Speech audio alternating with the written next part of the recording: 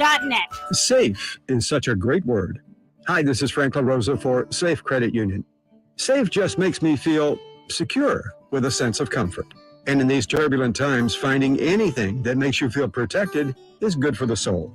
Being a member of Safe keeps your money local, gives you access to lower rates and higher dividends, while also giving you a sense of comfort that comes from knowing that your money is, well, safe.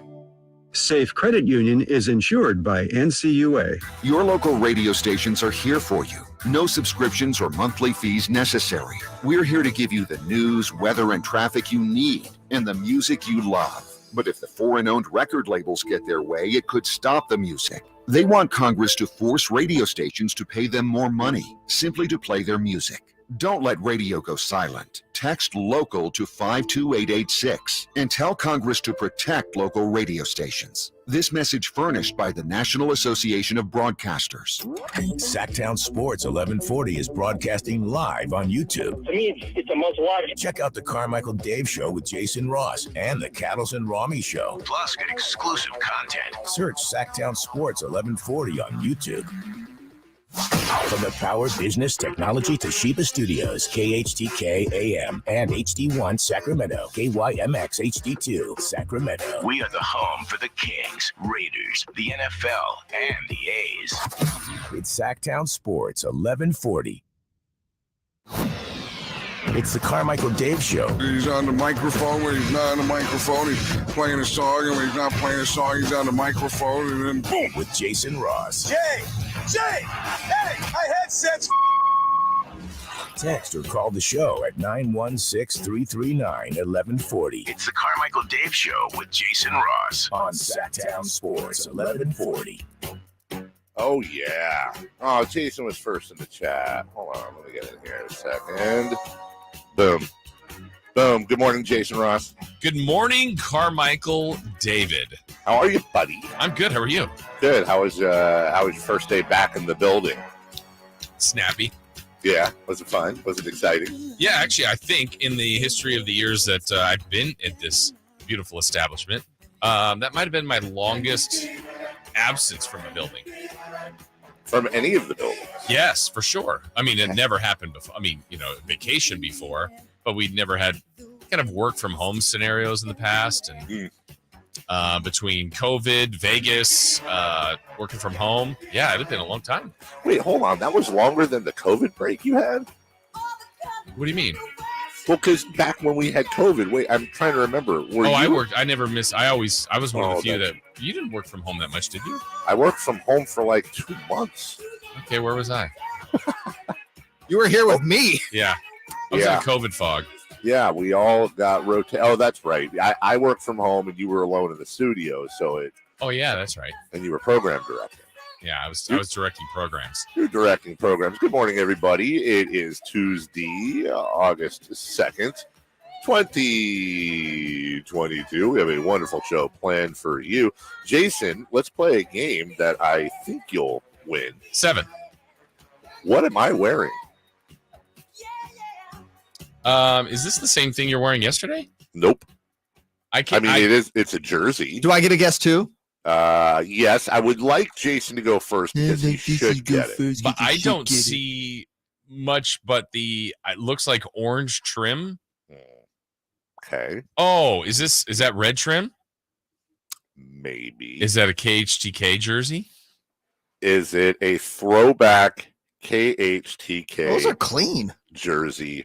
Yes, it is. Does it say does it read on the back C Dave? That's actually well done because you could have said Carmichael Dave or Dave or whatever. Yes, on the back it says C.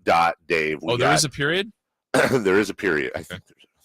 I can't really We need confirmation. That's you notice that got lost a long time ago in sports. When you have two players on a team with the same last name, there'd be an initial first with the period. They don't do that anymore. No. They just keep their last name? Yeah, it's just the last names now. There's no... like E. Smith, Emmitt Smith for years. So if the Kings had Donovan Mitchell, right, would they do D.O. I think Mitchell so. and Yeah. D.A. Mitchell? Would they have to? No, or just have two Mitchells. That's weird. Do you guys remember this when the Kings had signed Jim Jackson, and so they had Bobby on the team, and at first they just had B. Jackson and J. Jackson.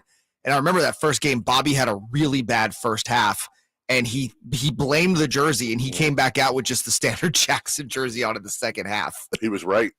It's Jackson if you're nasty. Miss Jackson if you're nasty. Yeah, these are the throwbacks. I don't know if you got a chance to see. I held the old logo up for the YouTubers.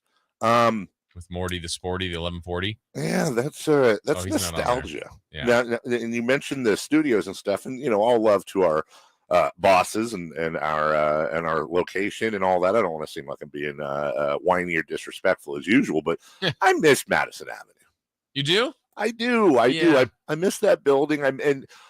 I miss Wiener Works. I really miss LeBeau.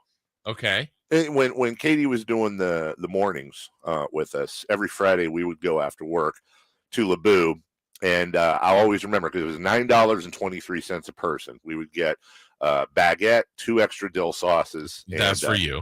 That was for me. Yeah. And we'd split the baguette, the dill sauces, and then I would get the Thai chicken soup, and then I don't know, she'd get whatever Katie gets. And it was right down the street. It was neat. It was cool. It was awesome. And there's Jay right in my face with a remote control. That was scary for a second because it looked like he was trying to shoot me. Look at that. I see it now. Yeah. Jeez. A lot of times that building obviously has a ton of memories for me as well, but it's the latest memory. And I think of how we ended there when we were literally the last station in that building. And yes, I had to come over here at times. That's when I was directing programs. Great job on the remote. Whoa. You see, Jason Ross looked like my mom and dad when they FaceTime. Like every parent ever, they FaceTime and it's a close up on their forehead, eyebrows, and you might get their eyes in there. That's better now. Yeah, much better. So go ahead. I'm sorry. So I was back here and everyone, it's so great to have everyone in the building. And we were probably still 3 weeks from coming over here. And that's where you're going, wait, guys, there's still one more station over there. And you shut the water off. The vending machine was gone. And Dave, I know you remember that last couple of weeks. I mean, sad to say, and that's our present day world. I remember coming in there a couple of times and literally stepping over someone that might have been sleeping at the back door. It was a sad situation. Yeah. And you're right. You would. And it was weird. And again, you said it first. I'll back it up too. We're not making light or fun of this, but just the reality of the situation is so there was one gentleman in particular that would sleep by our back door. And then there was like a tent in front of the front door. So I would go in that door. But I would, I mean, I know this sounds so trivial. I would park away from them because I would be afraid that the car would wake them up. And then you have to do kind of a ballet to click your key card and then step over. Because, it's like on one hand, it's like, oh, homeless person, you're in front of the door, shoo. But I think you and I were the same, where it was like, I don't want to wake you up. I'm sorry. I just want to go in here and go to work. And I'm not going to bother you. You're not going to bother me. We're good. Just can we get in there okay and not, Right. I didn't want to, I felt guilty. I didn't want to disturb anyone. I don't want to get woken up when I'm sleeping, much less somebody stepping on me or yelling at me or something. And can you relieve yourself somewhere else? Well, there is that. Yes. So that was, I guess, my parting memory. That's why, but I know what you mean about that building. You brought that back up. I found out the hard way that folks were relieving themselves. Yeah. Okay. I had to do a tour in the grass with my shoe. It was, but hey, listen. You know what? I will, speaking of retro, I had, let's play another game. Okay. I had about a 20-minute phone conversation yesterday with one of the longest tenured, technically KHTK employees. Do you want to take a guess as to who? Obviously they're no longer a KHTK employee. I don't want to give that away. Oh.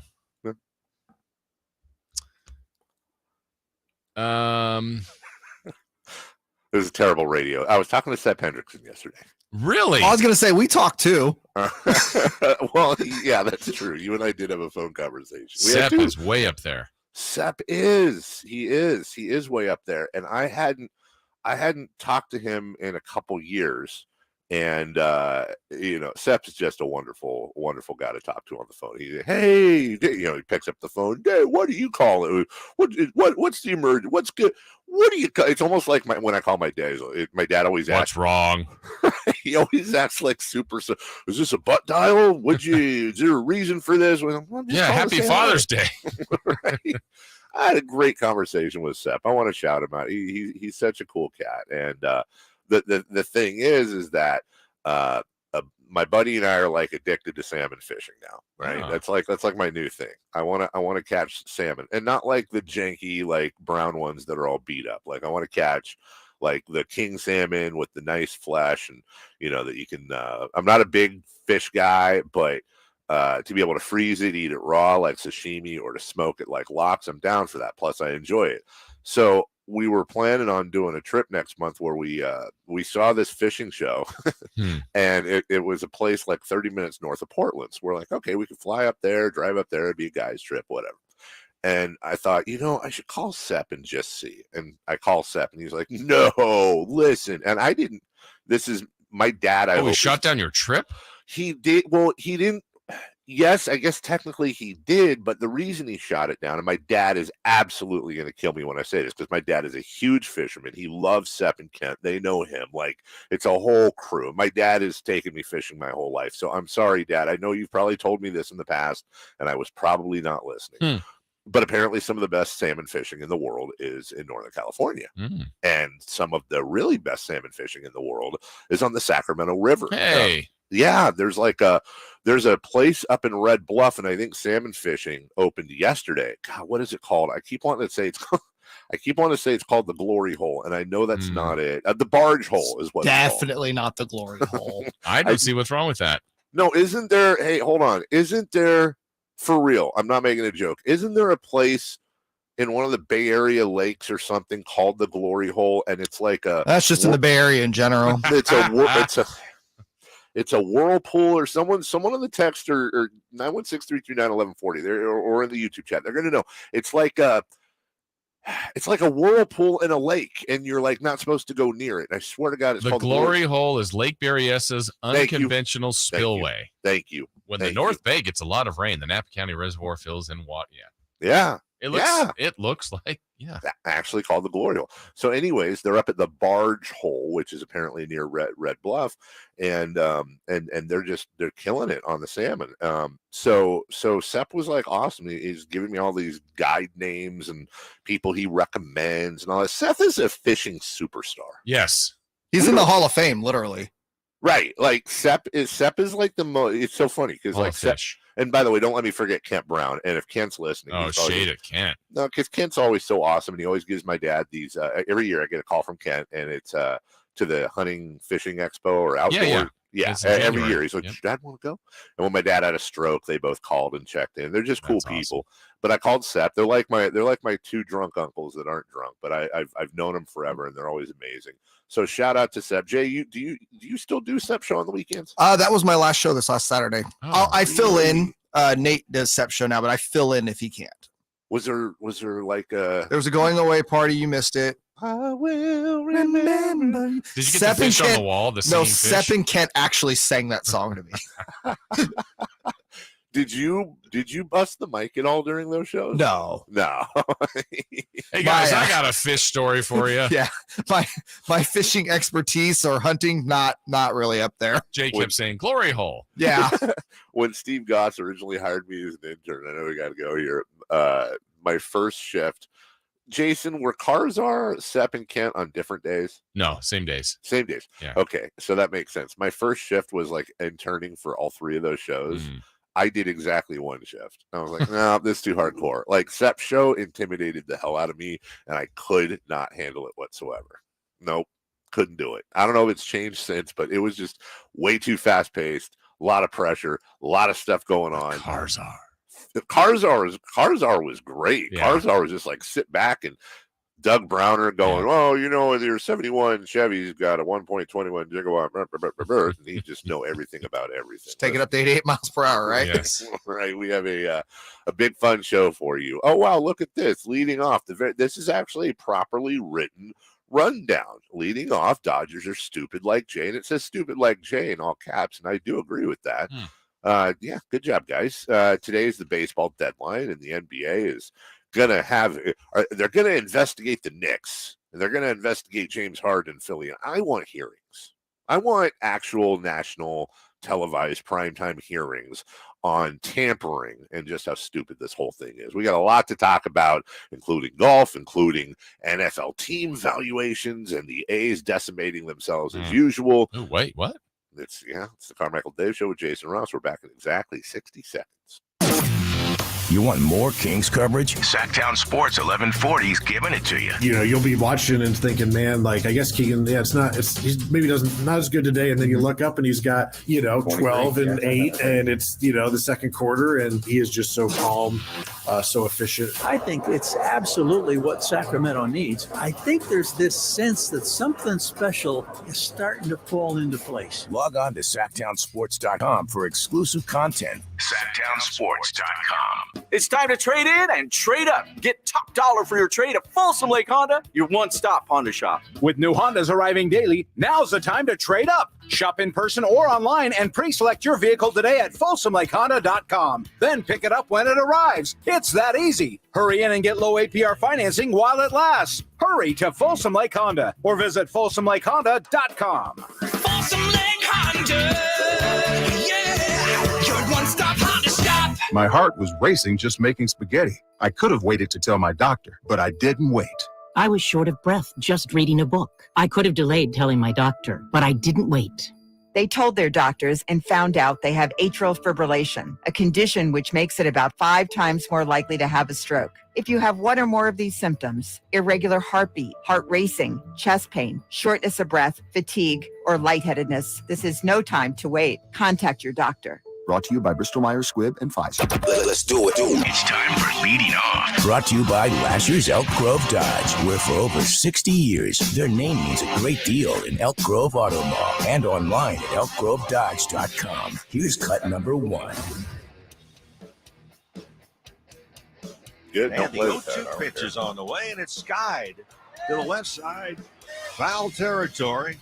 And it's Trey Turner, and he makes a sliding catch right in front of the Giants' third base dugout. Dodgers win 8-2. The Dodgers have beaten the Giants like 37 times in a row. I believe this is the first time all year between the two teams that a home team has lost. The Dodgers have beaten the Giants 7 out of 10 times, including a center field home run by Max Muncy, who was currently batting 162 after that home run. That was a center field shot that Austin Slater missed by a fingernail and ended up banging himself up a little bit. Giants got on the board early in the first inning and then squandered a few runners on base. And the Dodgers put up 2 in the second with that home run. Never looked back. Rockland's Logan Webb gets the loss there, and he did not pitch well for him at all. Keep in mind, we're 3/4 of the way through the season. He's got a 3.20 ERA now. He gave up 6 earned in just 5 innings yesterday. Talk about a local connection there. Sammy Long coming in after Logan Webb, and that was that. Whatever. I'm more focused, and we'll talk about this today, fellas. In fact, you know what? I'll shut up because it's kind of in our next segment. Dodgers, Giants, you asked yesterday, is the rivalry a thing? Yes, it is. You always want to beat the Dodgers.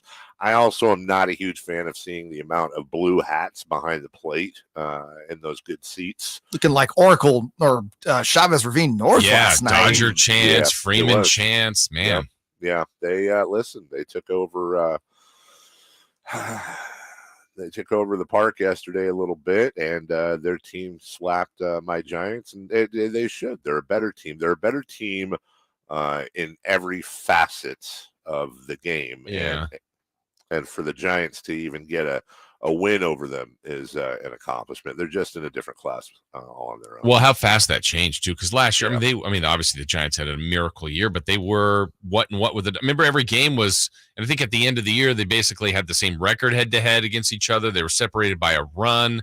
They played that great series. Like, I don't know who was better last year. The Dodgers were the last team to win that series, but I don't know. There was the razor thin margin here.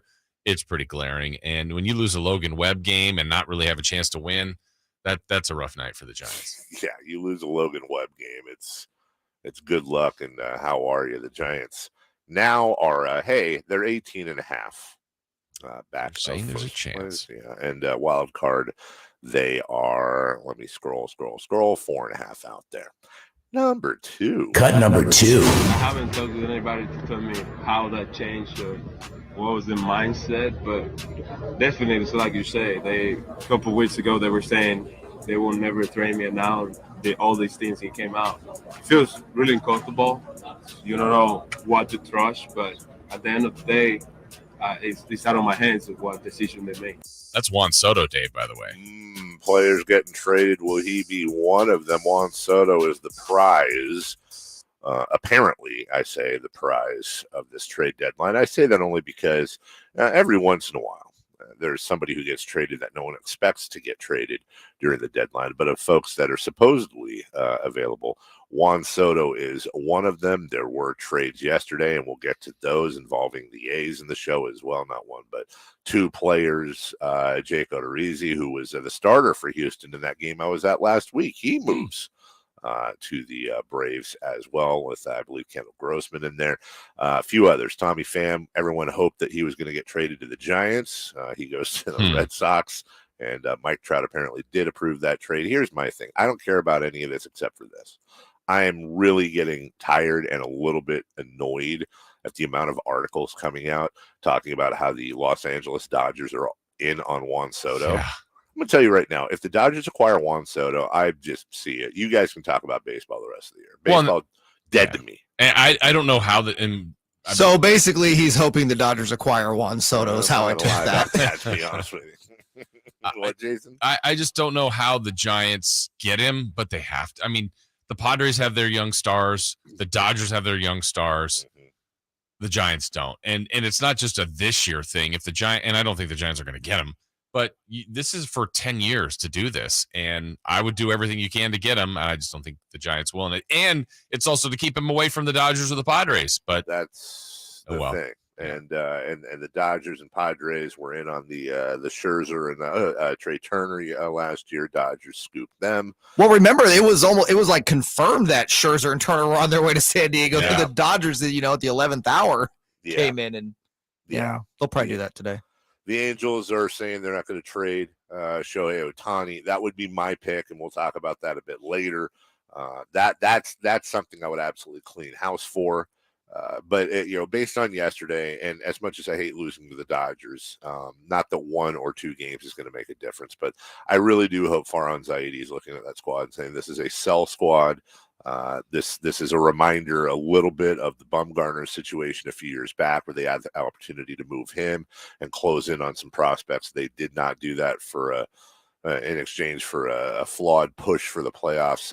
I get wanting to win. I get wanting to make the postseason, but that team needs help. They're nowhere near the class of the Dodgers, and they're really not even in the class of the Padres right now. Last year was quite interesting, but probably fluky more than anything else. So we'll see. I'm not bitter at all. Number 3. Cut number 3. Doncic across the way to Brunson.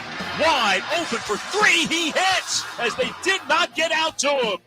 I got to say, too, just on the tail of that, it just hit me as I was wrapping that segment up that I'm on a radio show where the other 2 guys are probably going to have their teams face each other in the World Series. Yeah. Like all rise. The Dodgers. And I'm like the kid on the outside, like using my fist to clear a hole in the fog of the window while it's snowing outside. I'm, please, Sam, I have another. You guys are enjoying baseball fun. Sorry, You're our third wheel. Yeah, you have the Kings. Wow. As I'm wearing it. That was low. No, he didn't. Yes, he did. The NBA is investigating possible tampering. Wow. Wow. I mean, Jason Ross off the top rope. I may have to do the rest of the show standing up. Sitting hurts right now. The NBA is investigating possible tampering charges, also assault charges on one of their backup play-by-play voices, apparently, Carmichael Dave. as the Knicks and Mavericks and the Jalen Brunson thing. Teams, see, here's the thing: teams weren't allowed to make contact with an agent or a player prior to 3 p.m. Pacific on June 30th. But they're trying to see, because of Brunson's repeated in big time ties to the Knicks. I remember his dad played for the Knicks. Team president Leon Rose, who freed up the space to sign Brunson, as a prominent former agent whose first client was Rick Brunson. Yeah, that's Jalen Brunson's dad. So there's that, and that'll be that thing. They're also looking at the Sixers for possible tampering and early contact center in the franchise's summer free agency class. Harden, PJ Tucker, and Daniel House Jr., Daryl Morey in it once again. I don't know, guys. Like, there's so much tampering. Exactly. Careful what you wish for, because part of the charm of NBA free agency is the minute it starts, boom, reports. Of course, there's tampering. So why are some getting singled out? I don't know. I think they're going to have to be careful. It's the big market's turn this year. Yeah. Last year was the Kings and the Bucks. Right, exactly. Like, and meanwhile, you have guys like Draymond Green are basically, well, I think Kevin Durant would be great on this team. Yeah, exactly. We'd love to have LeBron James. Yeah, okay. Sure. We'll take a break here, a very quick one. When we come back, we have the most valued team in the NFL. That list came out yesterday. Not a huge surprise. We've got the other ones on that list as well, including the Niners and the Las Vegas Raiders. And these values keep going up and up and up. Is there an end somewhere for NFL team valuations? We're back in a couple. Sactown Sports 1140 is broadcasting live on YouTube. To me, it's a must watch. Check out the Carmichael Dave Show with Jason Ross and the Cattles and Rami Show. Plus, get exclusive content. Search Sactown Sports 1140 on YouTube.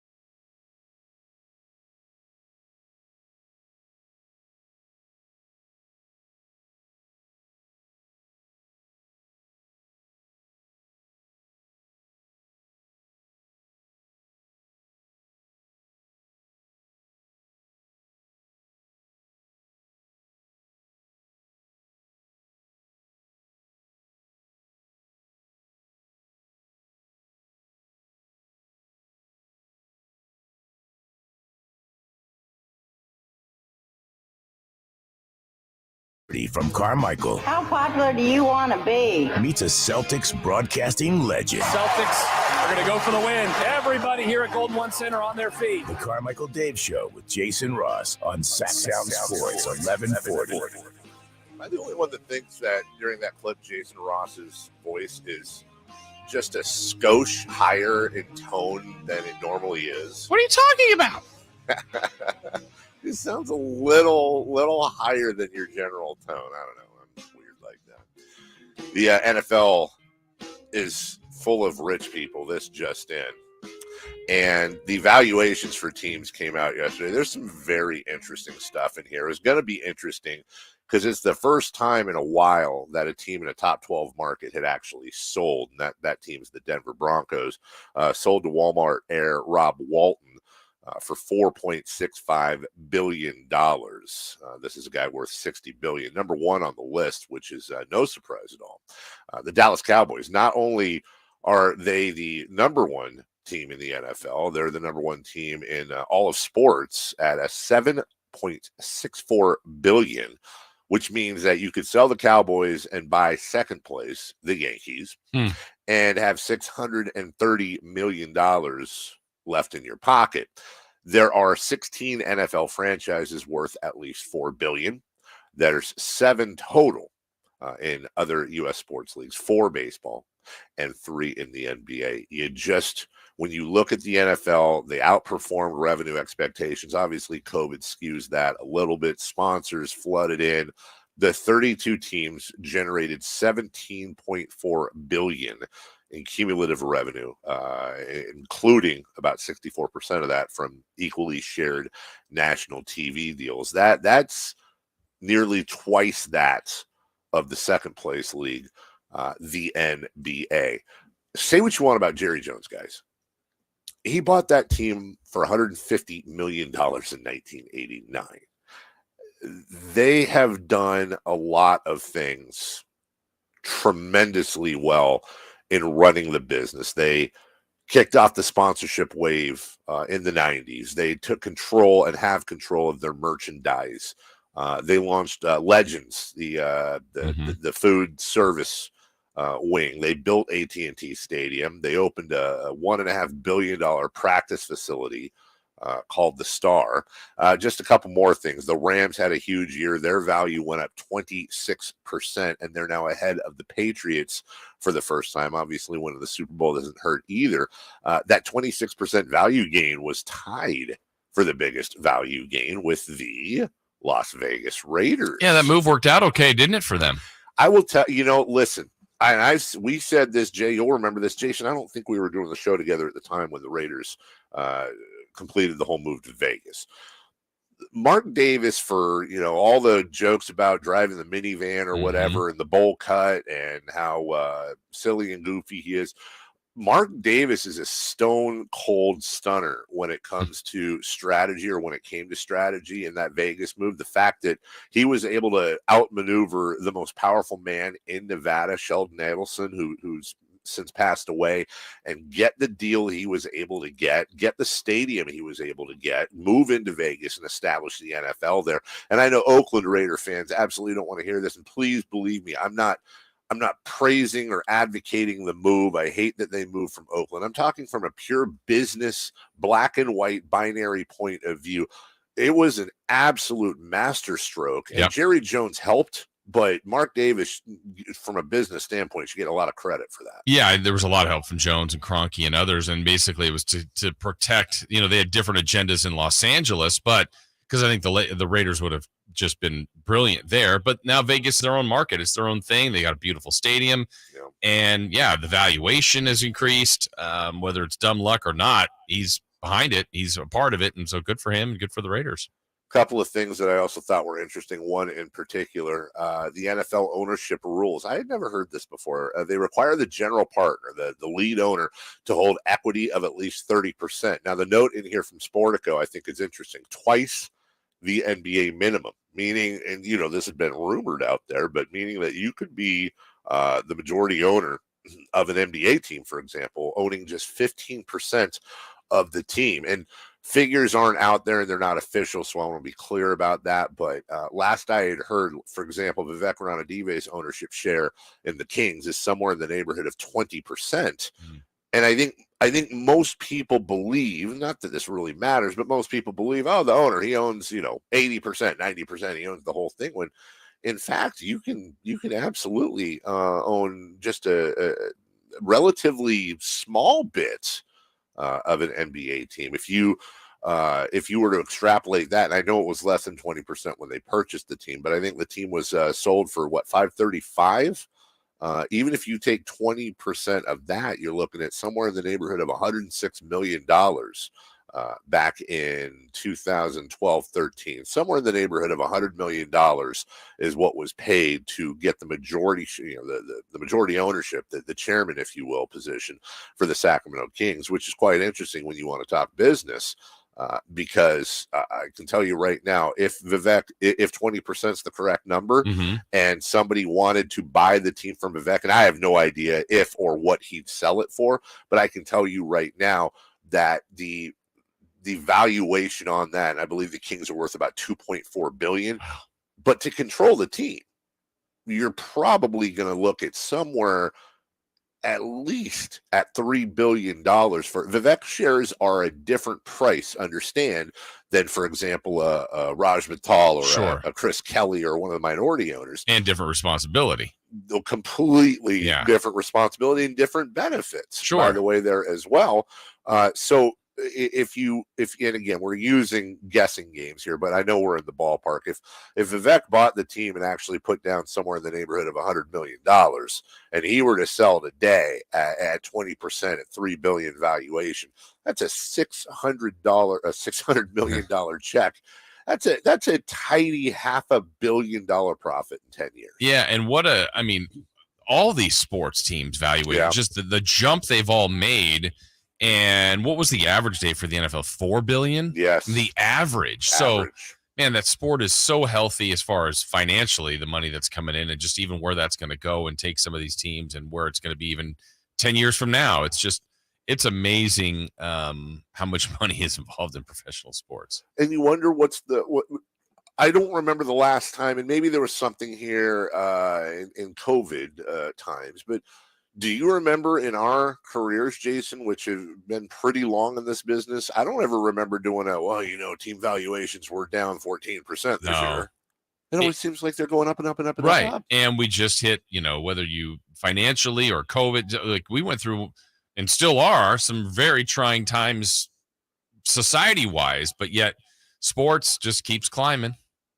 And, there's a note in here, too. The lifetime monetization of a customer is something large tech companies have mastered, and why the NFL streaming packages, for example, are attractive to the FANGs. What FANG meaning? It's a investment cluster. Facebook, I believe it's Facebook, Apple, Alphabet, which owns Google, Netflix, and the A is something. Oh, Alibaba, I think.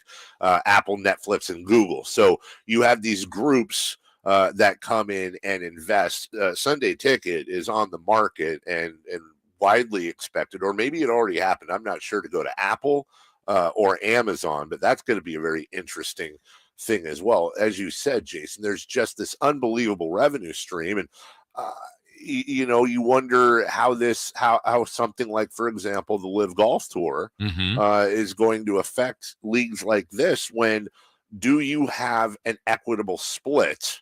And that's always a fun question. What is an equitable split with players? And that's why players see the same thing, right? Agents see the same thing. They'll go, oh, Dallas, Jerry, you're making what? What's the team worth? And we're arguing over this for my client and this for my stud quarterback or receiver or linebacker, whatever position. And same with the NBA or baseball. Yeah, absolutely. Players and agents are going to be well aware of these numbers. You can watch us on YouTube on the Sactown Sports 1140 website. Blake has a really good question, and this is one that pops up every once in a while. Based on, for example, we were talking about the Kings and ownership. If a minority owner sold their shares to another minority owner to surpass 20%, assuming Vivek owns 20%, would Vivek be replaced as the team governor? That's a very good question, and the answer is a resounding no. These contracts these ownership contracts are drawn up in such a way that it is basically impossible unless you're under Donald Sterling and perhaps, who knows, Dan Snyder type circumstances. It's almost impossible to displace a minority owner. I do not know if there are minimums as far as percentage of ownership, and obviously an owner can voluntarily sell his controlling interest. But just to give you an idea, conceivably, as I understand it, all the minority owners could sell their shares to one minority owner who could dwarf Vivek's shares. And I don't know, again, if there's a limit on how much more they could have, but you cannot displace that owner. There's no mechanism other than crime, fraud, and crazy stuff to displace a majority owner. Jason, who are the owner of Qualcomm?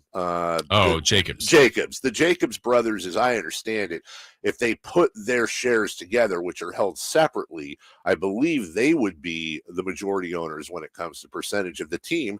But, let's say Paul Jacobs decided to buy out his family and he owned, I'm totally BSing here, but 32%. Doesn't matter. It just means he owns 32%. And that means he gets 32% of profit checks. And that means he pays 32% of cash calls when they need money. So it's a convoluted game, Jason, with a lot of rich people. Yes. And that are more than comfortable being in it. And a lot of times, too, if we keep staying with the Kings and people say, I'd like a different owner, and they're like, we suggest, or you put that out there, there's safeguards. And those decisions had already kind of been placed and made, and Jerry Jones is in good position. Vivek's in good position. Anybody owns a team, barring the stuff you talked about, just, egregious actions, more criminally than anything, they're going to keep their position. We'll take a break. When we come back, speaking of position, Live Golf is trying to position itself as the go-to for professional golf. Greg Norman spoke yesterday and confirmed a number for Tiger Woods. And would definitely be able to be a majority owner of an NBA team with that. We'll talk about that and what kind of a threat that golf tournament is as we continue to document the Live Tour versus the PGA. We'll do that right after this. You ask for more 49ers coverage, and Sactown Sports 1140 listen. Let's go Niner gang! Get all the latest 49ers news and notes online at SactownSports.com. Plus, make sure to follow us on IG at Sactown1140 for Emil Fragoso's live postgame show following every game. That is what we expect out of the Niner gang. Niners win! Your home for the most 49ers coverage in Sacramento. Sactown Sports 1140.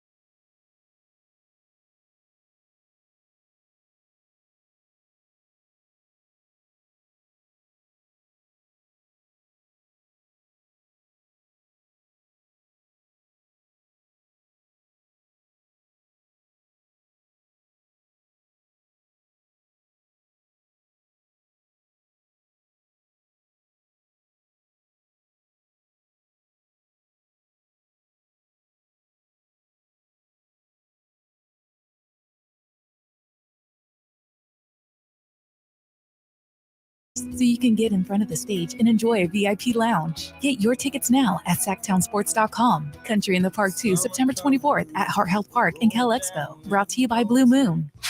It's the Carmichael Dave Show with Jason Ross. The only local sports show in the morning. On Sactown Sports, 1140.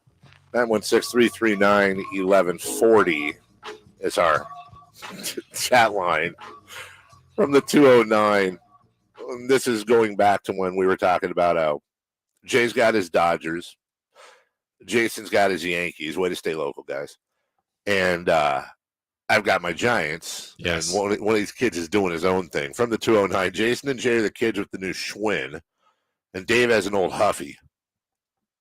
I mean, you know, Huffy wasn't that bad, was it? What did you have last year? I mean, it's I not have like Schwinn. Yeah. Is Schwinn the gold standard? Schwinn's pretty great. It was as a kid. I don't know. There's probably an upgrade now. I had a blue Schwinn with a giant yellow banana seat that my mom and dad got me once. It was a horrible looking bike. It's a horrible seat. You ever sit on a banana seat? Oh, years ago. Do they still make those? I don't think so. Yeah. Those were that was not healthy. We used to take the bike at the top of our friends. We used to take our bikes, put it at the top of our friends' driveways. It was a steep driveway, and we'd let them go just to watch them go down to the bottom of the driveway and crash. Yes. It was like early Jackass, except we weren't on bikes. And then somebody's parents found out, and yeah, we all got in trouble because we were disrespecting the bikes they purchased. So there you go. That's a story. If you have a story of your own, call in 916. The LIV, as I want to call it, and Greg Norman continues to say live golf tournament is boy, do they have a lot of money. They sure do. And they tried to use it to, for lack of a better term, purchase Tiger Woods' services. Right. As part of the LIV golf tournament. Reports had been out there. Greg Norman confirmed it yesterday in his conversation with Tucker Carlson that the tournament, or that Tiger was offered somewhere in the neighborhood of $700 to $800 million. Yeah, it's a lot of money. Yeah. But Tiger can turn that down. And I mean, I don't want to take away from how much of that was ethical and how much of that was a business move. But I will put it this way. I think Tiger Woods, what are we thinking here? And there's no way of knowing this, but I think maybe Tiger Woods and Rory McIlroy might be the only guys that would push aside that money. And I don't even know if Rory would. Yeah, well, and they both have been outspoken about it, right? About the LIV Tour and the merits, I guess, of the PGA Tour. But honestly, if they were, money would have been a factor. To say it wouldn't have been, I think that would have been one of the reasons Tiger would have thought about it. But Tiger was really, the stuff that he's come out to say hasn't been necessarily as much about the money, but he feels he likes the PGA Tour and the competing in the rankings, and no one's certain about how the approach for majors will be in the future. They all got clearance to play this year, right? But will that maintain? And maybe it will. If it does, then maybe we're gonna have two competing tours. I don't know, and can the LIV Tour continue to go? But it certainly has drawn interest. And Dave, if they got Tiger, my goodness, I mean, maybe the PGA Tour should be in panic mode, but obviously they didn't get Tiger. James Hahn, who's a PGA golfer, tweeted yesterday, and I'm quoting here, "Take a look at the new PGA Tour schedule and you'll understand why players are upset. Vegas to Japan to South Carolina to Bermuda to Mexico. For the viewers, it's a flick of the remote. For us, it's 20-hour travel days and tens of thousands of dollars in expenses. We should be playing in major cities, places where they have an NFL football team, not Bermuda and Puerto Rico. Us little guys have feelings too." Not to take away from James's point, which I think he has some valid points in there and some that are come off as a little pompous, but yeah, boy, did he get skewered for those comments. I would think so too. And I mean that, part of that is crafting your own schedule, right? Yeah. I mean, some people, and I get it, some people probably have to play almost every week to keep their livelihood. And I know when people livelihood, they make so much money. Well, they don't all. And some have to, make cuts. And even if they're at the bottom of the cuts, yeah, it's a good weekend, but travel expenses and caddy fees and just other things. But, if you establish yourself as a somewhat consistent top 70 golfer, let's say, I think you could be pretty selective, Dave, and go, you know what? I like the trips to Ohio. I got family in Florida. I got this group in South Carolina. I'm not playing that West Coast 3-week tour. I'm going to be off there and prepare for the Masters or whatever it is. If you can get to that spot, I think you've really achieved something, but not everybody gets there. Well, then the question is, Jason, is if they had landed Tiger, for example, would that kill the PGA Tour? I don't know if it would kill it, but boy, because I still think right now, right, the PGA is more readily available. It's more seen. It's more of what we know. So a change is a huge adaptation for everybody. I mean, right? Okay, where is this? Where do I find this? It's on YouTube. It's on where? That's not for everybody yet. But that's a name though that I know for me, like if I hear Tigers in one of those tournaments, I'm gonna find it. What I'm a little, now that we're over the initial shock of there being this tour and signing crazy players and blah blah blah blah blah, I find myself wondering, well, okay, what is okay?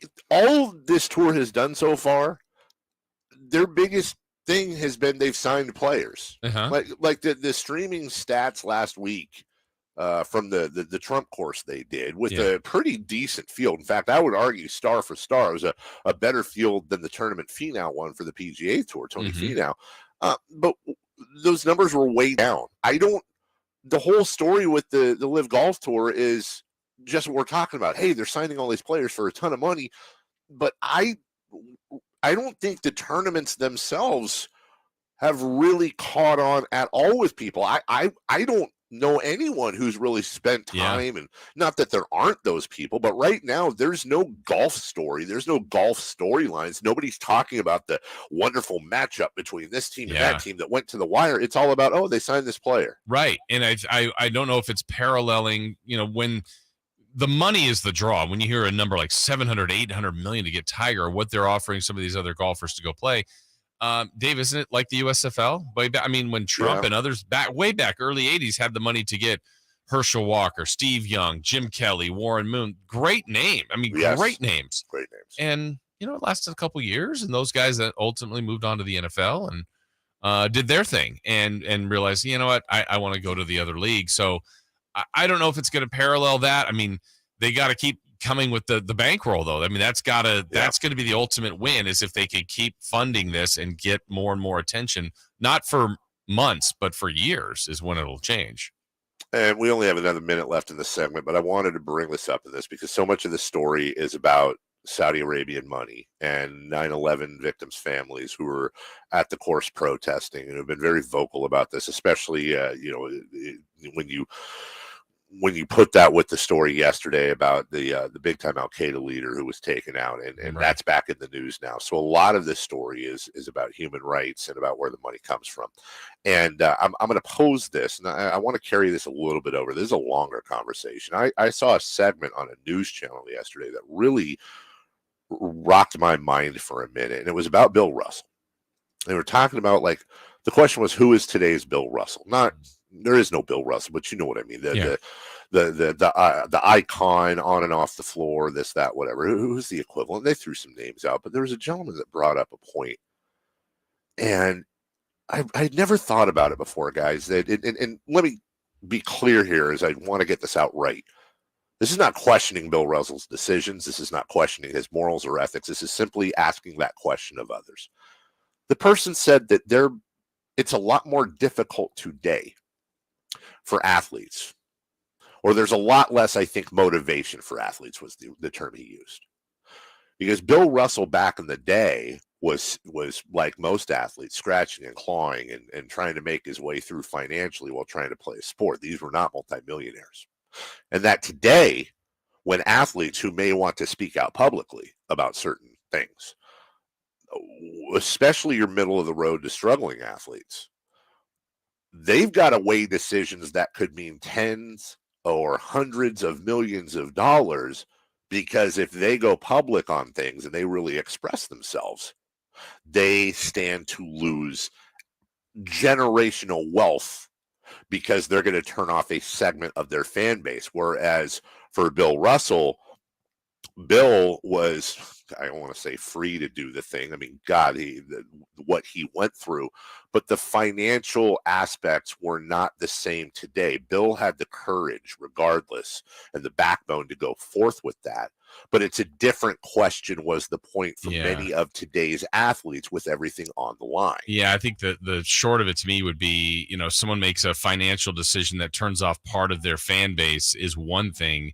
Back in the day, it's being disliked for just how you look, for your color of your skin, and 100%. Maybe life being threatened as opposed to you might lose a sponsor or $10 million. Not to trivialize that. No, not at all. But, I mean, we're talking about two different kinds of hate, I guess, or venom thrown your way. Which really underlines what Mr. Russell did Yeah. and how courageous he was throughout his life. We will take a break. When we come back, we got more fallout from the Deshaun Watson suspension. There's a lot of issues here. And if we have time also, Kyle Shanahan commenting on the newly minted extended Deebo Samuel. We'll catch up on the NFL right after this. The start of the NFL season is upon us, and Sactown Sports 1140 has all your coverage. Monday Night Football, Thursday Night Football, and of course, all the NFL action every Sunday. Your home for the NFL all season long. Sactown Sports 1140.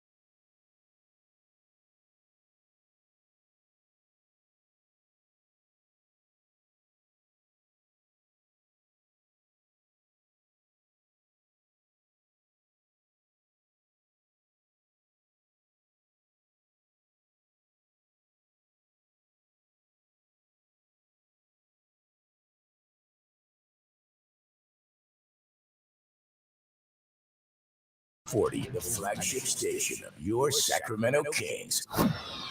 It's the Carmichael Dave Show. He's on the microphone when he's not on the microphone. He's playing a song, and when he's not playing a song, he's on the microphone, and then boom. With Jason Ross. Jay, hey, my headset's Text or call the show at 916-339-1140. It's the Carmichael Dave Show with Jason Ross on Sactown Sports 1140.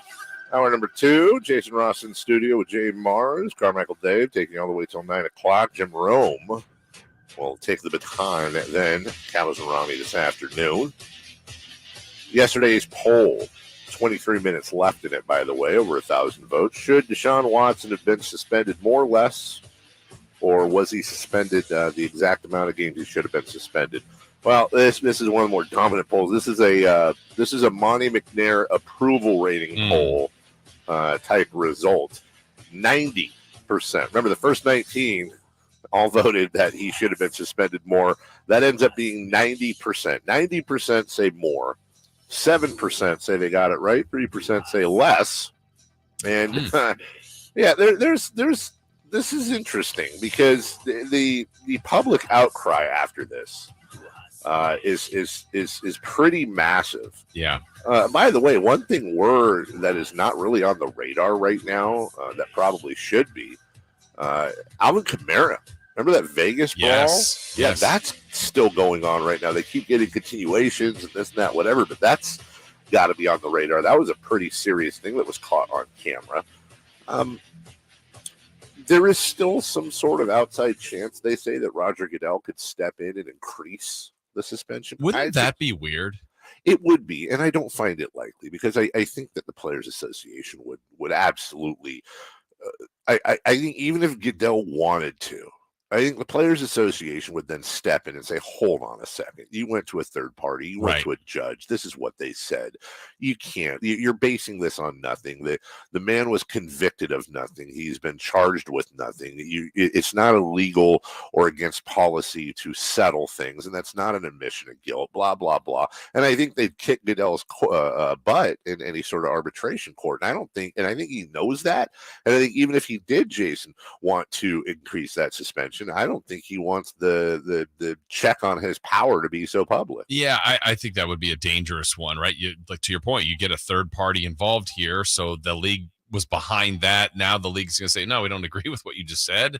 I mean, that's a weird situation. And, you know, when in your poll, when you had 90% say more, I that's so open-ended. Is more 7 games a year, 10 games? I mean, I'm not even faulting the poll results. I just wonder what 6 just sounded too light for some people, and I get it. And I think even factually, did I read, Dave, that 6 for something like this, and again, everything's not apples to apples, was the largest suspension when it's not violent related, or drug related. And I thought, really, this is the largest? So I don't know if I read that correctly, but I think, well, you know, and obviously gambling's a different category in itself, with Ridley being out for an entire year. But that does sound right for something like that. Yeah, and I think that's the most difficult thing, because we brought up Ridley yesterday, and it does seem bizarre to me to hear 1 year compared to 6 games, but we are trying to measure 2 infractions, and I don't know if that's fair, if that's right, but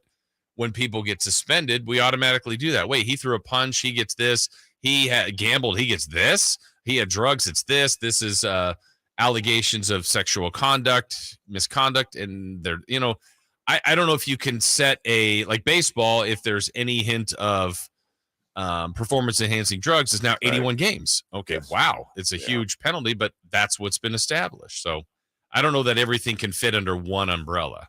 Well, I think that's part of the problem. It was outlined by the judge in her decision, which is an interesting read, is that you're also going with precedent as well. And she brought up Ray Rice, and she brought up a number of different previous suspensions to try to establish. And that's what makes it very difficult, because you have 2 courts going on. You have court, which, again, it wasn't court, but you have a scenario with this judge, for example, or any panel on this. You have a judge that is tasked with looking at facts, taking emotion out of it, using precedent, and trying to arbitrate a punishment. Then you have the court of public opinion. And the court of public opinion is based on media reports. It's based on what they read. It's based on what they have access to, which they don't have access to everything. And, Jason, I think we're both in lockstep here. For me, personally, I think Deshaun Watson should have been suspended for an entire season. And I think he's guilty. And I think he's based on common sense, all these people coming out, different people, some of which didn't know each other. Where there's smoke, there's fire. But there are legal minds out there that would say, well, that's neat that you think that. But this is a person's life, and they have rights that are afforded to them, and what you think and what you guess and what you feel have absolutely no place. And when you're dealing with things that are incredibly circumstantial, okay, well, the alleged victims didn't know each other. Okay, well, great. And they all made these accusations. Okay, great. Just like Deshaun Watson settled, he must be guilty. Right. Well, that's not entirely true. So a judge really has some handcuffs on them as to what they can do, because you can't necessarily legislate based on feelings and emotion. In fact, you should never do that. That sets an almost worse precedent for the future. Yeah, and I think, to me, when I think about punishments, basically, why are they set up for the future? Because you don't want someone to repeat the process, or someone else, not even the same person. So in my mind, when I see this and you read that Calvin Ridley's going to have 1 year, the NFL takes that very seriously. So they don't want next player X to gamble again, because they're going to get at least 1 year. Yeah. Well, okay, so I know they're not saying this, but are you saying these sexual misconducts they're not saying it's okay? Right. But it does feel like it's trivialized in a sense, like, well, Deshaun Watson, there were 25 accusers. If next player X has 5 accusers, do they also get 6 games? It's like, well, okay, I'll still be in the league and I'll still get my money. I don't know. It just, I don't know the answer. If was a year enough, maybe. Was 10 games, was a year and a half. I don't know, but it's what was set, and I don't think the league's going to fight it. Going into the YouTube chat, this surprises me, from one of our longest time listeners, viewers, etc., MC, who generally I can tell which way he's going to go on things. This really surprised me. He says Deshaun Watson should have been arrested for violating others' rights. And that surprises me, because I would say to MC, or I would say to anybody who has that I hear you. And by the way, I agree with you emotionally, but that's the question, is then why wasn't he arrested? And he wasn't arrested, you would think, unless somebody else has another explanation. You're not arrested because the DA doesn't think they can convict. And you had 23, 24 examples of this. Yeah. And he has not been charged. And they have investigated, and they've talked to witnesses, and they've looked at everything. And it's not just, you can't go to court and say, well, all these people said this, so it's got to be true. You have to have proof. You have to have that burden of proof is on you to convict somebody. So I disagree, MC, in the sense that, did I want him to be arrested? Do I wish he would be charged? Do I think he did something wrong? Yes, but I have to allow, even though it's not the popular opinion, and it goes against me, what I think morally and ethically, then we need to change laws, and we need to change the ways courts operate, because they investigated. They did not find cause enough to be able to arrest, because they did not think they could get a conviction. So what more can you do after that? Just arrest him, and then boom, he's gone. There is no, you just arrest him just to arrest him, even though you're obviously they did not think they'd win in court. Yeah, question that I don't know you have the answer today, but I'll ask anyway. What if, I don't even know of the 25, if that's the number, but a few were proven true? What does the league do?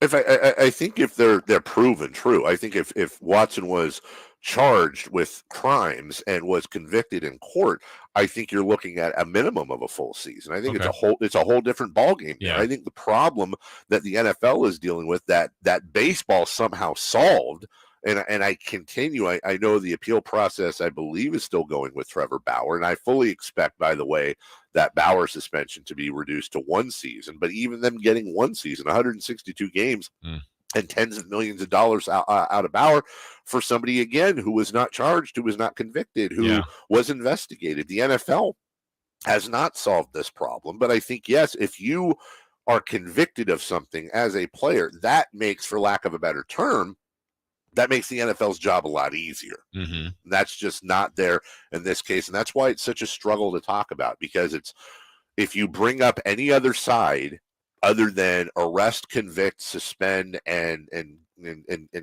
punish Deshaun Watson, which we all agree with, but if you bring up the other side, which is okay, but this is the world we live in, and it's not that easy. It's not that cut and dry. It's not a popular opinion, but I feel ethically corrupt a little bit, not at least bringing up that other side and trying to explain for everybody as to why he has only got 6 games so far and why he has not been suspended or convicted. Yeah, and I saw a couple of people say yesterday, well, he missed all of last year. Well, yeah, he did, but that was a little bit by team's choice. He still got paid.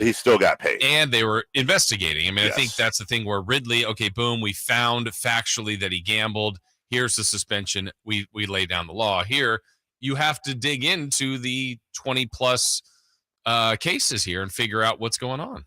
If you had the money to buy a pro sports team, what would it be? We got a Niners question for you. And Shohei Ohtani or Juan Soto, who do you pick? 3 for Madness is coming up in just 1 minute. Sactown Sports 1140 is your home of the Las Vegas Raiders for the 2022 NFL season. Tune your dial to 1140 for all Raiders games. Plus, you can listen online at SactownSports.com and on the Sactown Sports 1140 app. There was always a crowd gathered around our dining table when I was growing up. Hi, I'm Frank LaRosa with a word about Naturewood Home Furnishings. Everyone was welcome at my mother's table, so holidays, birthdays, and celebrations always included family and friends. I used to think I was the most popular kid in the neighborhood until I realized that my friends were really there for my mother's incredible cooking. Years later, when I bought my own dining table from Naturewood, I made sure it was large enough to make friends feel welcome. And right now, during Naturewood Home Furnishings Dine in Style sale, you have an opportunity to find the perfect dining room furniture to help you create your own treasured memories. Choose from casual to formal or anything in between. Visit Naturewood Home Furnishings during the Dine in Style sale off Highway 50 at Hazel. Look for the water wheel. 3 questions, 3 answers. It's 3 for Madness on the Carmichael Dave Show with Jason Ross. Question 1. All right, coming up in just a few minutes, the A's decimate their talent once again. It's a story as old as time. We've got the trade deadline today in baseball, so we will do our Chris Guerrero Memorial Baseball segments coming up in a few, and we've got NBA investigations, and who knows what else we will land on. In the meantime, it's my segment, it's your segment, it's all of our favorites. It's 3 for Madness. All right, Jason, I'm going to make an addendum to this question. I knew you would, and I knew you'd do it at the last minute, and I don't like you. Good. If you had money to buy a professional sports team not named the Sacramento Kings, which team would it be and why? Oh, would it have been the Kings, Dave? You think? Well, fine. Then I got an easy answer. It'd be the Los Angeles Lakers. What? So you'd ruin them? Yeah, 100%. I would drive them right into the ground. Would you move them? I would major league them. Is what I'd do. Wow. I would just decimate payroll all that I could. I would do everything possible to tick off Laker fans. I would bar all Laker legends from stepping foot into the place. I would put advertising on all of the retired jerseys and finals banners. So I'd have the finals banners brought to you by another crypto place. And then it'd be like Shake Shack presents the retired jerseys. And then I don't know, I'd find change a way the uniform colors. Oh, 100,000%. I would change the uniform colors. I would actually petition the league because there's no lakes in Southern California. To change the name to something like the Los Angeles Celebrities, the Los Angeles Plastic Surgeries. I would do things like hire an ex-Celtics. I would hire Kevin Garnett to be the head coach. I was going to say, who's going to be your Lou Brown? Yeah, that's the thing. I got to hire somebody who hates the Lakers and Laker fans hate. That's working at the tire shop. Exactly. That's got a guy online, too, that needs white walls. Absolutely. I would, yes, I can see Kevin Garnett grabbing LeBron James's contract and throwing it on the court and relieving himself. Yes. With assistant coaches, Bird, McHale, 100%. Ainge. Absolutely. I would do all of that. The statues, nope. No need for statues anymore. Those are, I'm gonna put those next to the Hollywood sign. I'll relocate them. Yeah, I would decimate that team to the ground. I don't think that was the spirit of your question, but it was a fun. It's a great answer. Good answer. It's very thorough. Jason? Well, I think the one choice would be, like the Yankees, like a team you like and value is crazy big. But I think, Dave, wouldn't there be kind of charm if you could, like a Kings, a team that hasn't been successful, the Lions, the Browns, or I don't know, some team like that if you were the owner of and you were a part of a turnaround, there'd be a really great charm to that. But yeah. Can anybody turn the Browns around or the Lions around? Or I thought maybe one of you guys might say the A's. I'd buy the A's. Okay, that's like a good answer. I know. That's actually a good answer. And then do what, Jay? Make them better. Spend money. Yeah. Get the feral cats out of the Coliseum. Clean Fix up the plumbing. Yeah. Yeah, that's a good answer, I guess. I don't like good answers. Sorry. Ours were more. Let's fun. ruin the Lakers. Yeah, let's ruin the Lakers. No, you know what? Fix the A's. Okay, you know what? I'm changing my answer then. I would buy the A's to move them to Sacramento. That's what I would do. I would buy the A's and I'd relocate them to Sacramento. There you go. People in Oakland would be angry, and there'd be like 4 people in Sacramento that'd be angry too. Like, you should keep them in Oakland. Look what it did to the Kings. So basically, like 13 people would be angry. Yeah. Really? Why do you always have to mix a shot in at the A's? Question 2. All right. You can trade just for one of these two players. Only one. Shohei Ohtani or Juan Soto. Who do you choose and why? Shohei Ohtani. You're getting 2 for 1. You're getting a guy who is near Soto offensively, and you're getting. Oh, and by the way, is Juan Soto going to give you 100 plus, 150 plus innings of solid pitching? Like, come on, man, Shohei Ohtani. Jason, I'm going just on the age in Juan Soto. 23 versus I think Ohtani's 28. Not that he's old or ancient. Grandpa.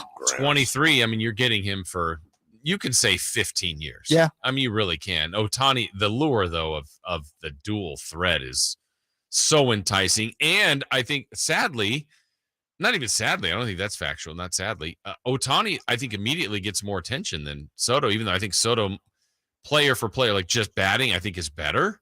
But Ohtani is a draw day one. The other question with that one is, and I guess this is question 2B, how long is Ohtani going to keep this up? Playing both? Playing both ways. Probably 2 or 3 years. Okay. That's still pretty great, though. Yeah, I don't think for long. I think at some point he's going to, it's going to be like there's no real, I mean, other than Babe Ruth, there's no real modern day comparison, but I think it's going to be a lot like what most superstar catchers do later in their career. They end up going to first base. I think it's going to be, but then again, he closes. But on the other hand, too, it's like, well, but that's not the same. Catchers are putting a ton of strain on their knees. Mm-hmm. Ohtani is putting a ton of strain on his arm, no doubt about it. But how's that? Why should that necessarily affect his hitting unless he's injured? Well, and I don't know that I've ever heard this asked of him or if we even know the answer, but what if you did that with the intention of, I'm getting him to do both, but in the long term, I want him to be our hitter, DH, outfielder. What if he wants to be a pitcher?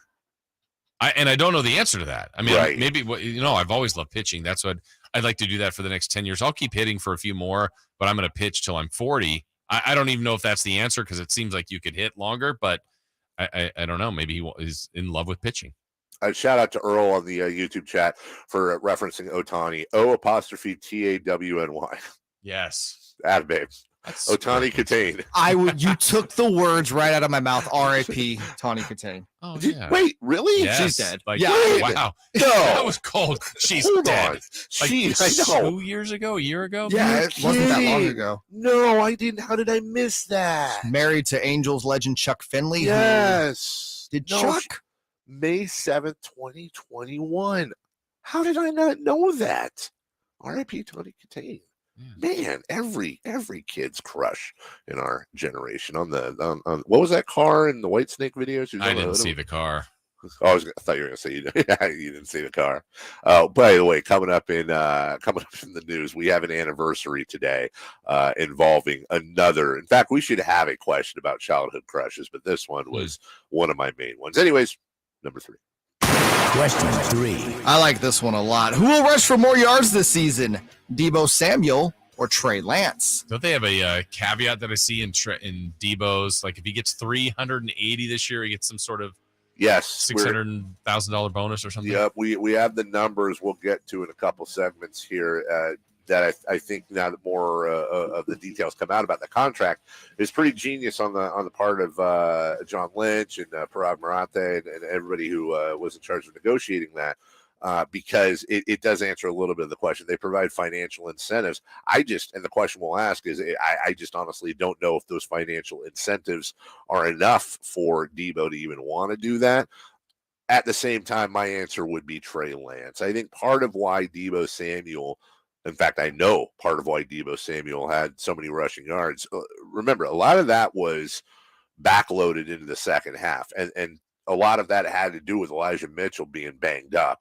I'm not going to count on Elijah Mitchell being that banged up again. Number 1, and number 2, I still think I'm not giving up on Trey Sermon, guys. And maybe that's just me being stubborn because I thought he'd be such a stud last year. But I think in the end you're going to see, again, barring injury, you're going to see Trey Lance starting 17 games, and I think he, as most young quarterbacks with some wheels.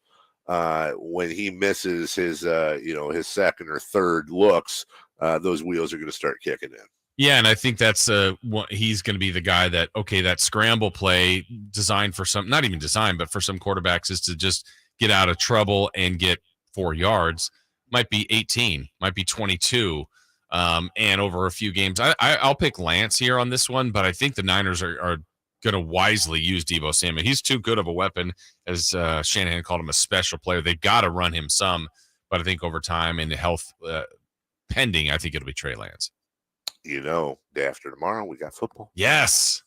Right here on the Sporty, Sactown Sportsy. Sactown Sporty 11. Yeah, that works. Smooth. We'll take a break. 1 minute, really? Oh wow, we're ahead. I thought we were behind. I'm looking at the clock right now. Our clocks are wrong. Yeah. So next segment, I guess we can do a long tease here. As I will now refer to them as Jay Mars's Oakland Athletics. I'd like that. Yeah, I'd be a good governor. Do you think so? Yes. Would we get good seats? Would Dave and I get good seats? Absolutely. And free popcorn because you're my special guest. Then we're in. You just bought the A's. What's the first thing you do, Jay? Trade John Fisher. You already did. You already did. You bought him. Tell Billy Bean, you have money, sir. Yeah. Spend it. Go get him. Lifetime deal, pal. The A's made more trades. One guy I think A's fans aren't happy about. The other, I heard a lot of A's fans saying, "See you later, guy." So that's interesting. It's a yearly event, and this team is now incredibly, it's ridiculously decimated. There's a chance that this version of the A's could be the worst edition of the A's ever, and you just have to wonder if Major League Baseball at any point is going to step. What we'll talk about in part in the next segment, other than just the deals themselves, is how you can have a team and an owner on the precipice of an unprecedentedly huge stadium and development deal, while also simultaneously running his team into the ground. There've got to be some guarantees. I don't know how they do that. We'll explore that right after this. Live and past broadcasts of the Carmichael Dave Show with Jason Ross and Cattles and Rami. Interviews, podcasts, and more. They all live on the Sactown Sports 1140 app. Download the app now in the App Store and Google Play.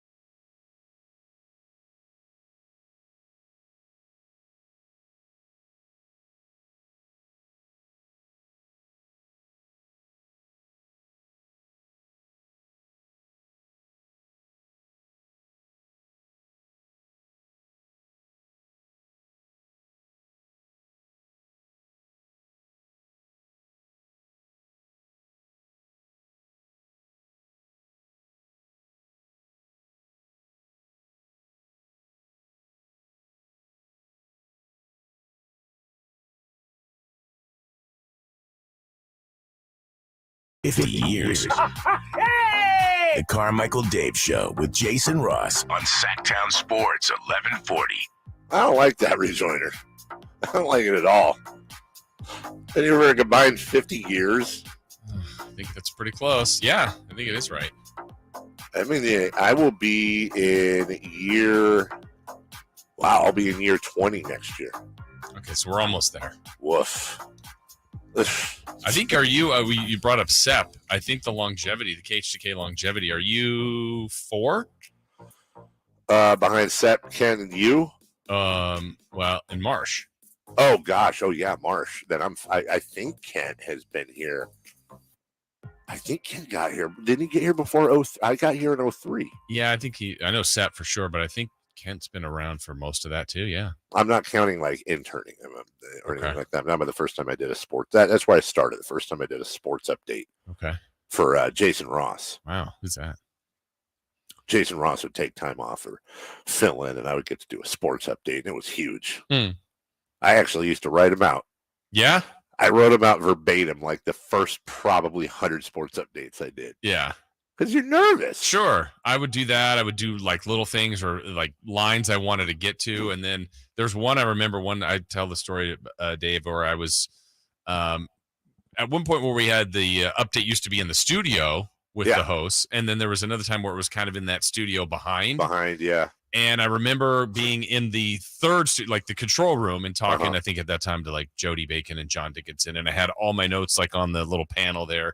And they're like, hey, update's like in a minute. I'm like, okay. And I run down the hall and I left everything in there. Oh, no. And so it was like, it's now time for an update. And I'm like, I didn't have one thing in front of me. And it was like, it was such a great, I'd done 4 already that day probably, but it's like, all right, well, I didn't do any current scores, but it was just, I can't even remember what was going on. But you just like, well, I do kind of know what's happening. So let's just go for about a minute and a half. Well, you'll remember the first time you took time off and I did an update. It was on Grant's show. Yeah, and I think I probably sounded like a mouse. Like, I was so scared. Well, it was weird to do that in the room with him, or if Lamb or Coase or whoever was around. Yeah, or with the Rise guy. It was just weird It was better when you were in your own room, to me. Well, like I think the second, maybe like the 10th update I did, see if this is a sign of things to come. I because you'd have like 20 minutes, half hour between them. And it was towards, everybody was pretty much gone. And I went out to my car real quick to grab something, put something back, and I got locked out. And my phone was inside. Oh, man. So you're just trapped. And so Grant, the update happens apparently, and Grant looks around and I'm not there. And he just did he basically killed me for 3 minutes. And where's this guy? Dude, and the look I got when I got those were the days. I'm thinking you're talking like a mouse. I had the same thing. One of my first ones, the way back when I first started. So it was at the time it was Grant, Tim Roy, and Jack Youngblood. Oh God! And it was even in the building before Madison. And Tim and Grant were in one studio. Jack was like 2 studios removed in his own.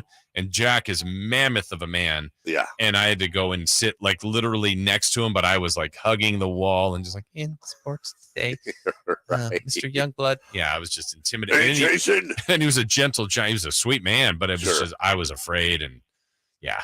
It's very intimidating. Yes. It's a very intimidating thing to sit next to. And I was still calling, by the way, when I was doing it. I was I do updates and then I go back to being Dave and Carmichael. And you call Grant right after? Oh, yeah, I do my update, and then I'd be, all right, let's go to Dave. Wait, what are you doing? What are you doing? I'm in the same room as you. I'm actually using the microphone, Grant. We've got a lot of stuff on the plate here when it comes to baseball. Today is the trade deadline. The Oakland A's took advantage of that early. They have dealt Frankie Montas and Lou Trivino to their major league club, the New York Yankees. It's nice to kind of have 2 AAA teams, isn't it, Jason? It is nice. Yankees? Yeah, it's pretty nice. It's terrible for the A's and their fans, though. And you look at the roster now, and I don't know. Listen, I will say this. You never know how this is going to go. Frankie Montas is obviously the prize in this deal. But the A's got the Yankees' 5th highest ranked prospect in their farm system. And I think, they got a total of 4, I believe, prospects. in that deal. And I want to say one or two of the others were also top 20 prospects. Again, you never, ever know. But if you're going to trade folks, if you're out of it completely, that's what you want to do, is you want to open it up and be able to grab prospects and fill that farm location out. Oh, for sure. And, as much as this has been something the A's have been doing, this isn't new. I mean, this is what they've been doing, Dave. But, I think I was looking at their win totals the last couple of years. So 97, 36, but that's in the 60-game season, and that team made the playoffs. Last year they missed, but won 86, and now they have 39. But if you just look at the team that made the playoffs just a couple of years ago, I mean, you're talking about Olsen, of course, Simeon, Chapman. Chris Davis was more of a prominent player. And then even go to last year, they traded for Harrison and Marte. They were going for it to bolster their team.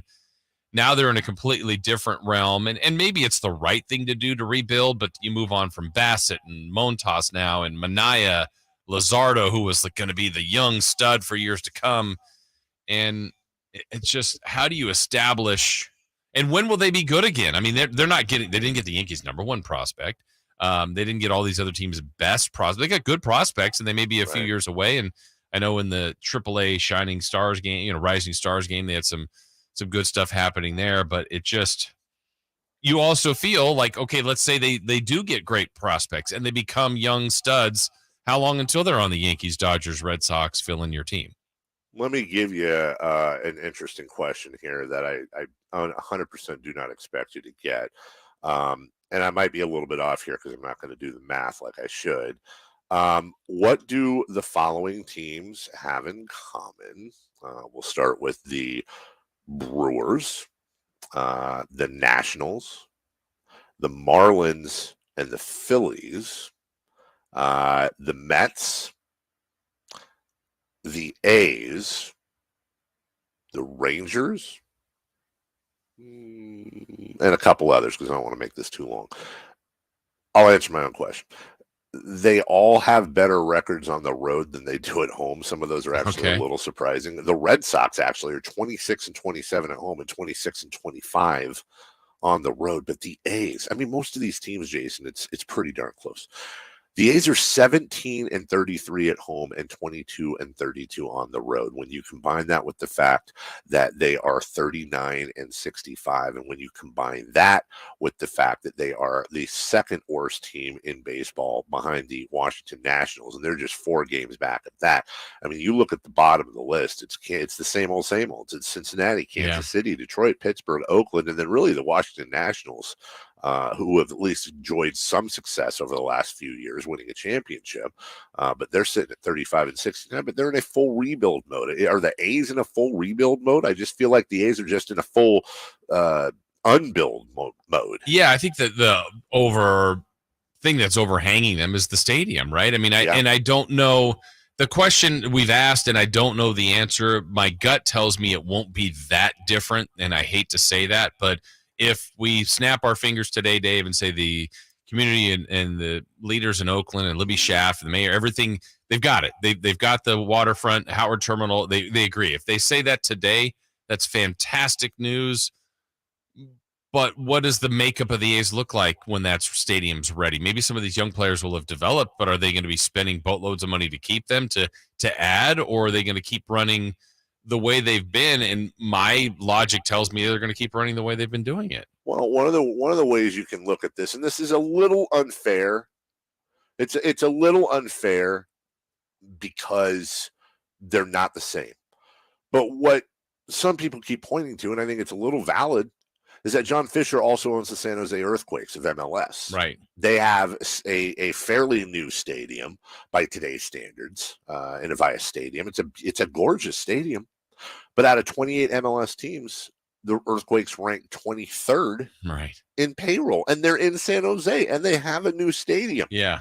There's what I don't get is that it does seem like there is momentum to get a deal, Howard Terminal. Right. Which would be the largest privately funded real estate project in the country, from a guy, unlike former owner Lou Wolf, is not a real estate developer. I just don't understand why there aren't any guarantees put it. You've got to have something, because if I'm Oakland, I'm saying, well, what is to prevent John Fisher from getting the stadium and from getting this real estate deal and making a boatload of money? Why do we believe he's going to what has he done to make you believe that he's going to reinvest in payroll in any meaningful way? Yeah, nothing. Even with the competitive team, and I mentioned, they added players last year. Those were on the fringes moves, still to help the team, but they're not. They're not in play for Soto. They're not in play for Ohtani. They're not in play for Aaron Judge. They're not in play for. And why not? It just doesn't even come across it doesn't even register. Like, well, we know that'll cost a lot of money. Yes, it will. Do it.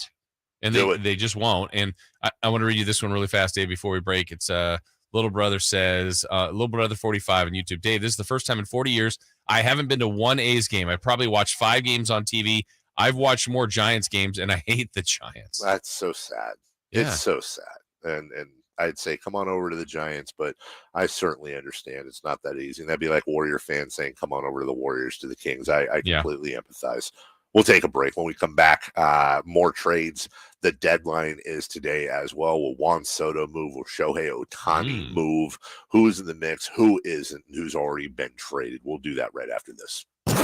Check out the Golf to Go Hour with Frank LaRosa every week on Sactown Sports 1140. Get the latest on equipment, area courses, people that play the great game, and plenty of good conversations about golf. It's the Golf to Go Hour with Frank LaRosa. Friday from 6 p.m. to 7 p.m. and Saturday morning from 8 a.m. to 9 a.m. on Sactown Sports 1140. Golf to Go is brought to you by the Hagen Oaks Golf Super Shop, America's most awarded golf facility, and Naturewood Home Furnishings, where it's all about choices and always about quality, and Safe Credit Union. Let us put you first. Hey, it's Carmichael Dave from my good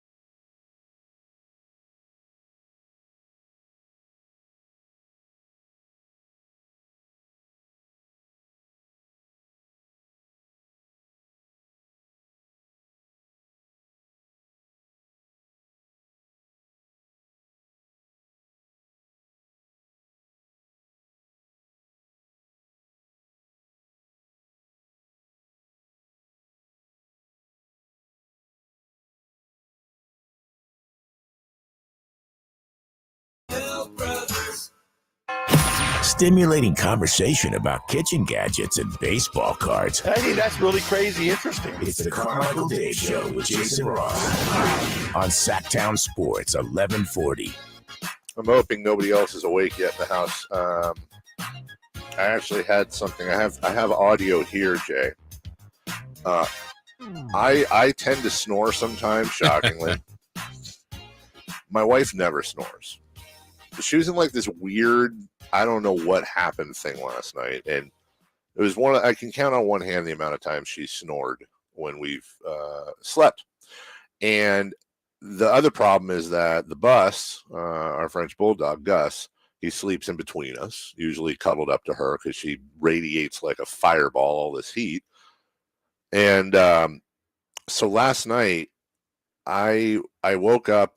I don't know. It was like midnight. I just woke up for some reason. Right. It's just one of those times you wake up in the middle of the night, you go back to bed, and this is what it sounded like. Oh gosh. I'm playing audio from my bedroom, but this is legal. Here's what it sounded like. I'll see if this can work over the air here.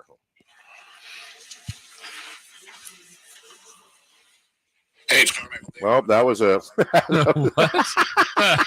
That was. Were you doing an endorsement for snoring? Hold on, did I erase them? Oh no! I got it. I'm sorry. Okay. All right, let's try that again here. Oh, all right, here we go. That's my wife. Okay, here's my dog. Listen.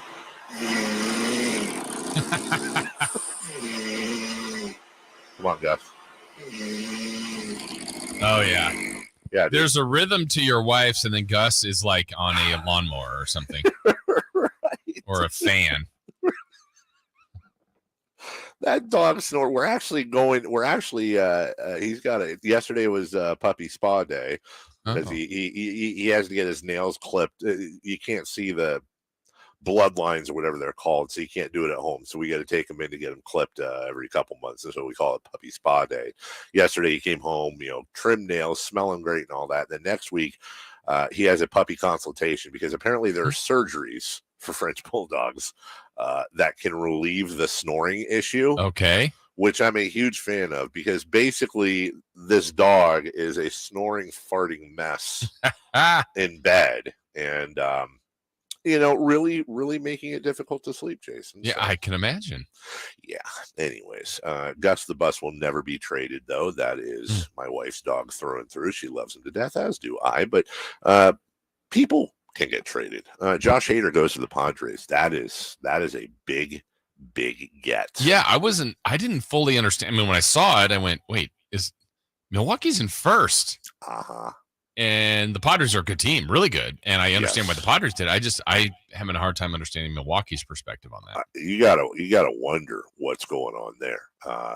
Because he is. Listen, Josh Hader is. I mean, there's things about Josh Hader, but that's a lights out dude, man. Mm-hmm. And the Padres, I think I don't think the Padres are necessarily looking at winning the West, but I think also in today's baseball, you don't need to win your division. What you need to do is you need to get in to the postseason and go from there. The only thing I can think of with Josh Hader is he is certainly having for him a fairly tough year. He does have 29 saves, and that currently leads the league. But last year, for example, he was unhittable. He was 4-2 with a 1.23 ERA, which is absolutely insane. His numbers are off the chart left and right. His whip, walks and hits per innings pitched, 0.835. Jason, anything around 1 or in the from 1 to 1.5 is excellent. If you're below 1, you're one of the most dominant pitchers in the game. And Josh Hader, this is incredibly interesting. Josh Hader is in his 6th baseball season. His whip this year is 1.11, which is still a respectable whip.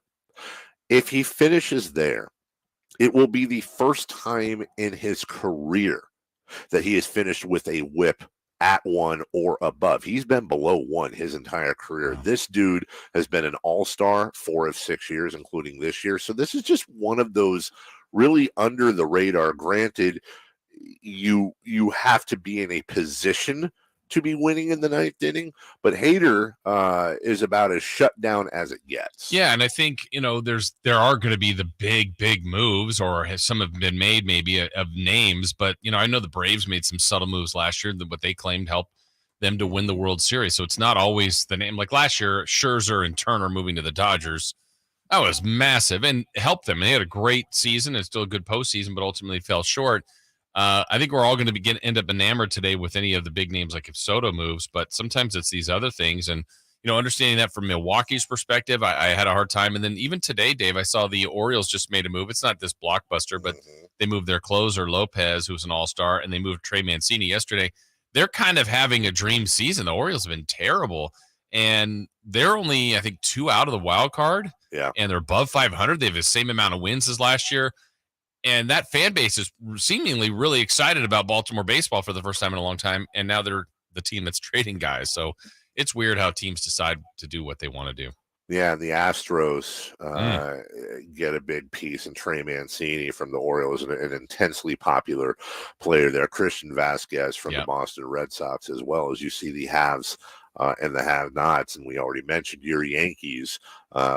They bolster their pitching staff with Frankie Montas and Lee Trivino. It is interesting to see how these teams reshape or further shape themselves going into the stretch run. And it really becomes, and this is why, for me at least, and I think a lot of other people, it's very difficult to follow baseball in April, May, June, and even parts of July, because now August hits. 3 p.m. today is the trade deadline. It's a completely different season now. Yeah, and do you think, in a general, in a nutshell, like, are trades good for sports fans? Like, I know that's a tough one just to label that way, because I think to me, like Twitter, like this stuff can be fun, but it's you and I trading baseball cards or a fantasy trade. But it's okay. What if Trey Mancini is your favorite player and you're an Oriole fan? I mean, you're devastated today, or Frankie Montas is your favorite Oakland A and now he's a Yankee. That's difficult to see. Or you love Tony Gwynns and Derek Jeters don't happen all the time to stay on your favorite player on a team for their entire career. I think the answer, Jason, and I'm not being cagey here, is yes and no. I can remember as a Giants fan. I'm going way back here. I can remember acquiring Billy Swift. I can remember getting Rick Russell and Don Robinson from the Pirates. I remember getting players that would come in and bring a new energy into the club to bolster their postseason. Back when the Giants won the West in '87 and the pennant in '89, those were incredibly exciting times. Like, hey, my team is all in. We're really going for it here. We've got to sit back, strap in. We've got a roller coaster for the next 2-3 months. Let's go. Like, trades are wonderful for the team that is buying, but for the selling teams, no, they're horrible for that fan base. So for you, I'm looking back at this. Do you remember 1994 when Will Clark's no longer a Giant and he's a Ranger? Like, you're still a fan of him. Yes. But are you not dialed into every Ranger game, but Will Clark's day? Are you following him? Are you following him to Baltimore and to St. Louis? Or are you just kind of like, my favorite Will Clark is the Giants Will Clark? Well, it's a great question. And honestly, and Will Clark is for a guy like me, that's he's in his own category, because the answer is yes. I followed him and every at bat I could.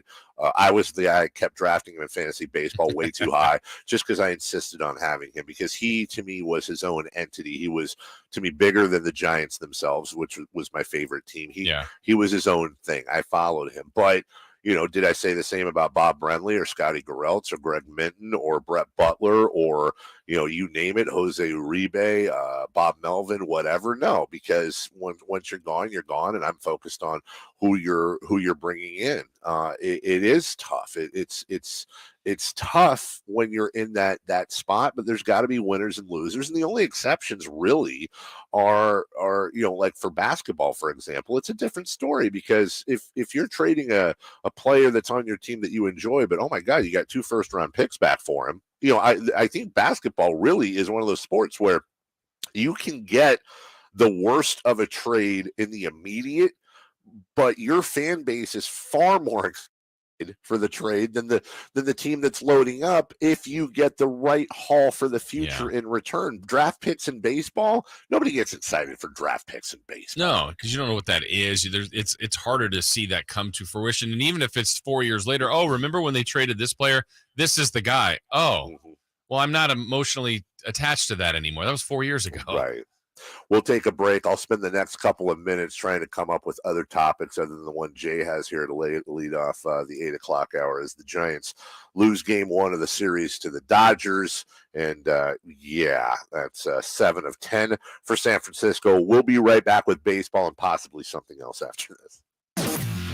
You want more Kings coverage? Sactown Sports 1140's giving it to you. I like the Monk deal a lot. The Kevin Herter one, you got control of a guy who, around the league, people still think he's a pretty good player. Impressions. Let's start with the Kings' top pick, Keegan Murray. What do you think of him? And you obviously knew him well at Iowa. Yeah, I thought he was terrific. I called efficient and versatile. He's going to make shots. He's an elite jump shooter. Log on to SactownSports.com for exclusive content. SactownSports.com.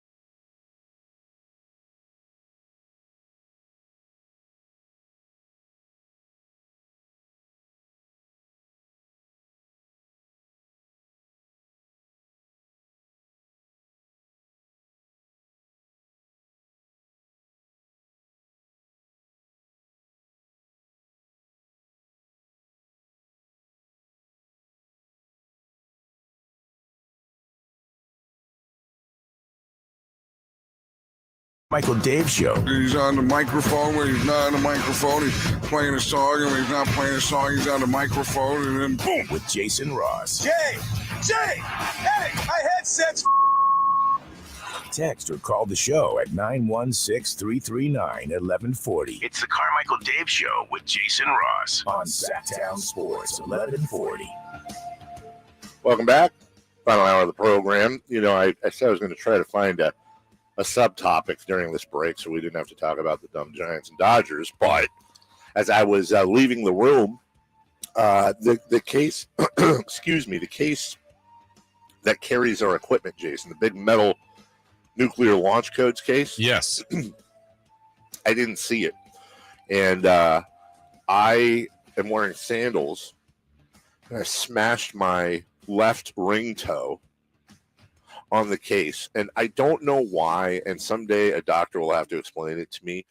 Why is it that the most nerve endings we have are in our toes? Yeah. I thought I was going to die. Because you jam that finger, it hurts. Not the same way, though. No. As your toe. No, Were you wearing socks, though, with Sid sandals? Nope, no socks, right? Okay. Yeah. No extra layer of protection. Sock free. I don't know that would have helped, but gosh.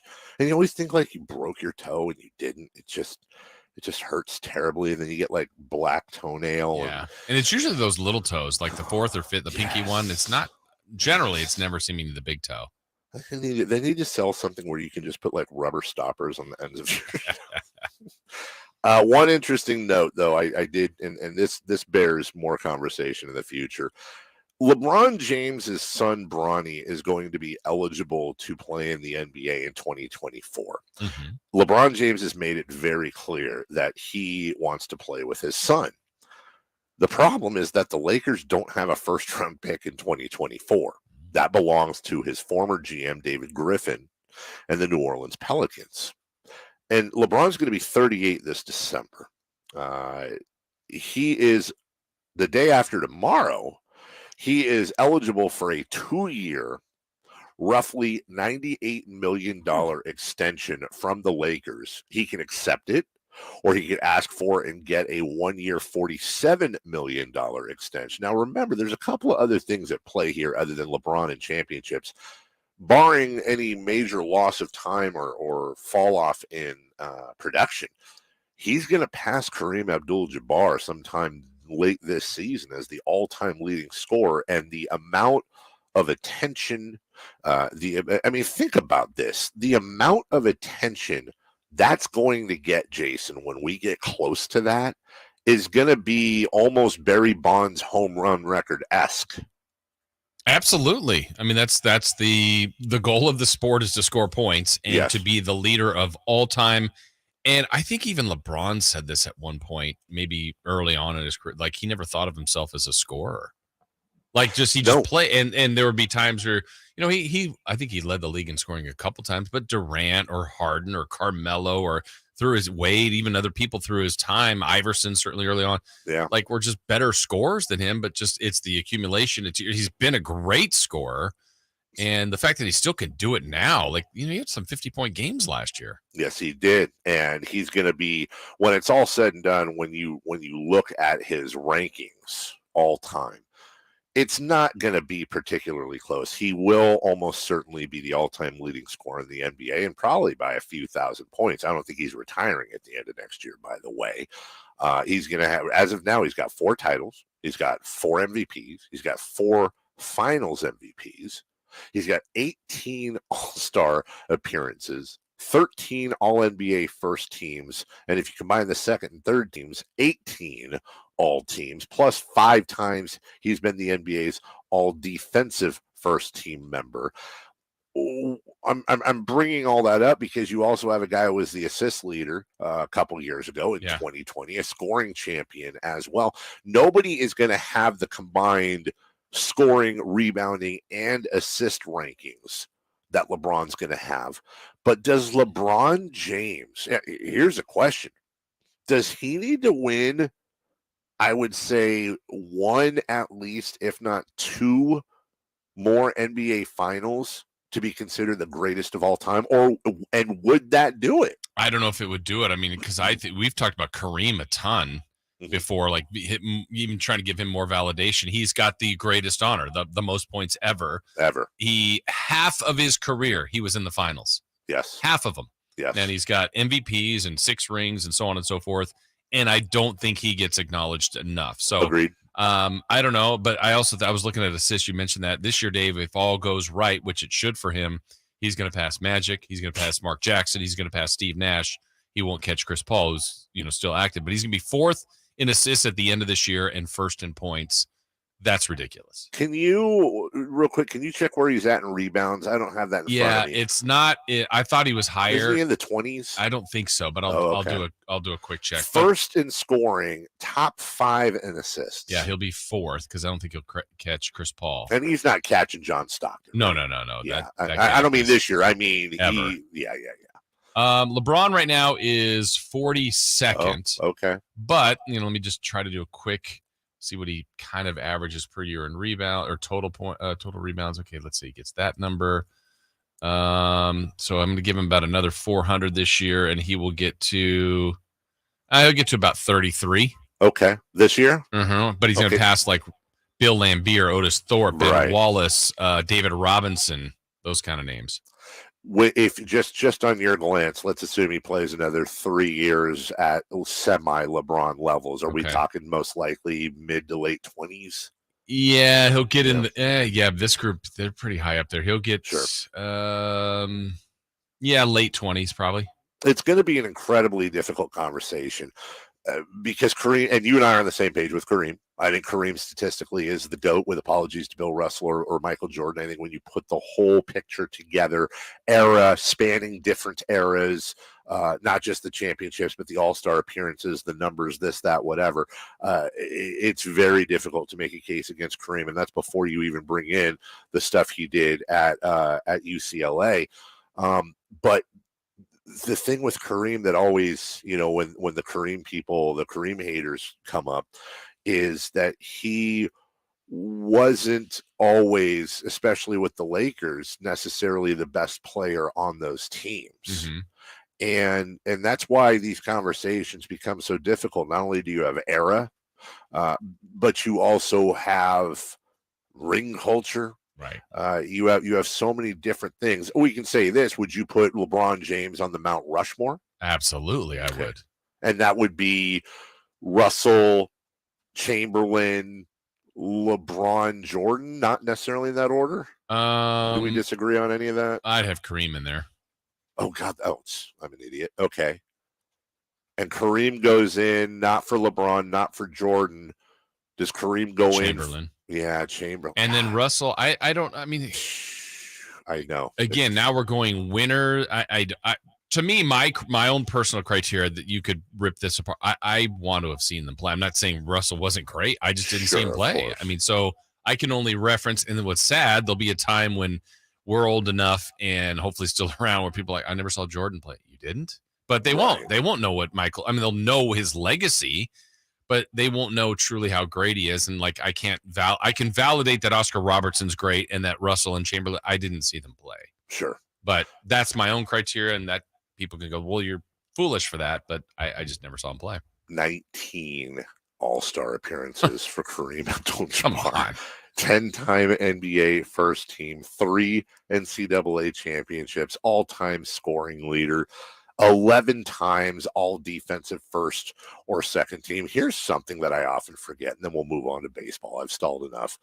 Kareem Abdul-Jabbar's name before he changed it was? Lou Alcindor? Correct. But did you know that's not his complete name? I don't think so. I remember reading about this a few years ago, and then I completely forgot it. Kareem Abdul-Jabbar's birth name was Ferdinand Louis Alcindor Jr. And I gotta wonder, at any point in his life, was he ever called Ferdinand? Ferdy? Like, I'm talking parents, grandparents, brothers, sisters. Was Kareem Abdul-Jabbar, who nobody would dare call him Lou Alcindor, anytime now, but at some point in his life, was he a Ferdinand Alcindor? Was he a Ferdy Alcindor? And he was a junior. Was he a junior? I kind of like Ferdy Jabbar. Oh my God, Ferdy Jabbar is such an awesome name. I mean, Kareem Abdul-Jabbar is a dope name. Yeah. But Ferdy Jabbar, yeah, when you start combining them. Mm-hmm. And then here's the thing. If you had the opportunity to interview, okay, serious question. If you had the opportunity to interview Kareem, I had it like 4 years ago, and I didn't know this. And I don't know that I would have the guts to ask him. Yeah, like, I don't think I would. Could he get mad at that? Do you think you just wouldn't want to take the chance, right? Yeah, I just wouldn't. I don't know that he would get mad, but right. I don't think I'd take the chance. All right, fine, Jay. The Giants lost to the Dodgers yesterday, and they've lost 7 of 10. I want to point out, because I'm catching strays on this right now, and I don't know why. I didn't put that on the rundown. Jason at 2, Jason Ross. Actually, the Dodgers beat the Giants last night. Game 1 of that 3-game series. They have now lost 5 straight. They are back below 500. They have sucked since the All-Star break. Yeah, they've been really bad. They've lost 7 of 10. They had their ace going in Logan Webb, or one of their co-aces in Logan Webb. Here's something we can do instead, Dave, if you'd like. Sure. It's Dodgers related, but maybe ties into the Giants.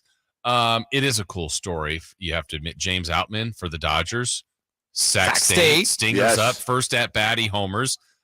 He's now 5 of 6, I think, in his pro career. And yesterday he faced Sammy Long, another Hornet. So, I mean, I think I think Reese Hoskins, there's like 3 major leaguers right now, and 2 of them faced each other. I was going back and forth with Pat from KNCI last night on this. I think that's the first Sac State versus Sac State ever matchup in the majors. Yeah, you might be right. I saw the list the other day of Hornets that actually made it, but it's probably true. Just a quick correction, by the way, because I was watching the game, even though I don't want to admit it.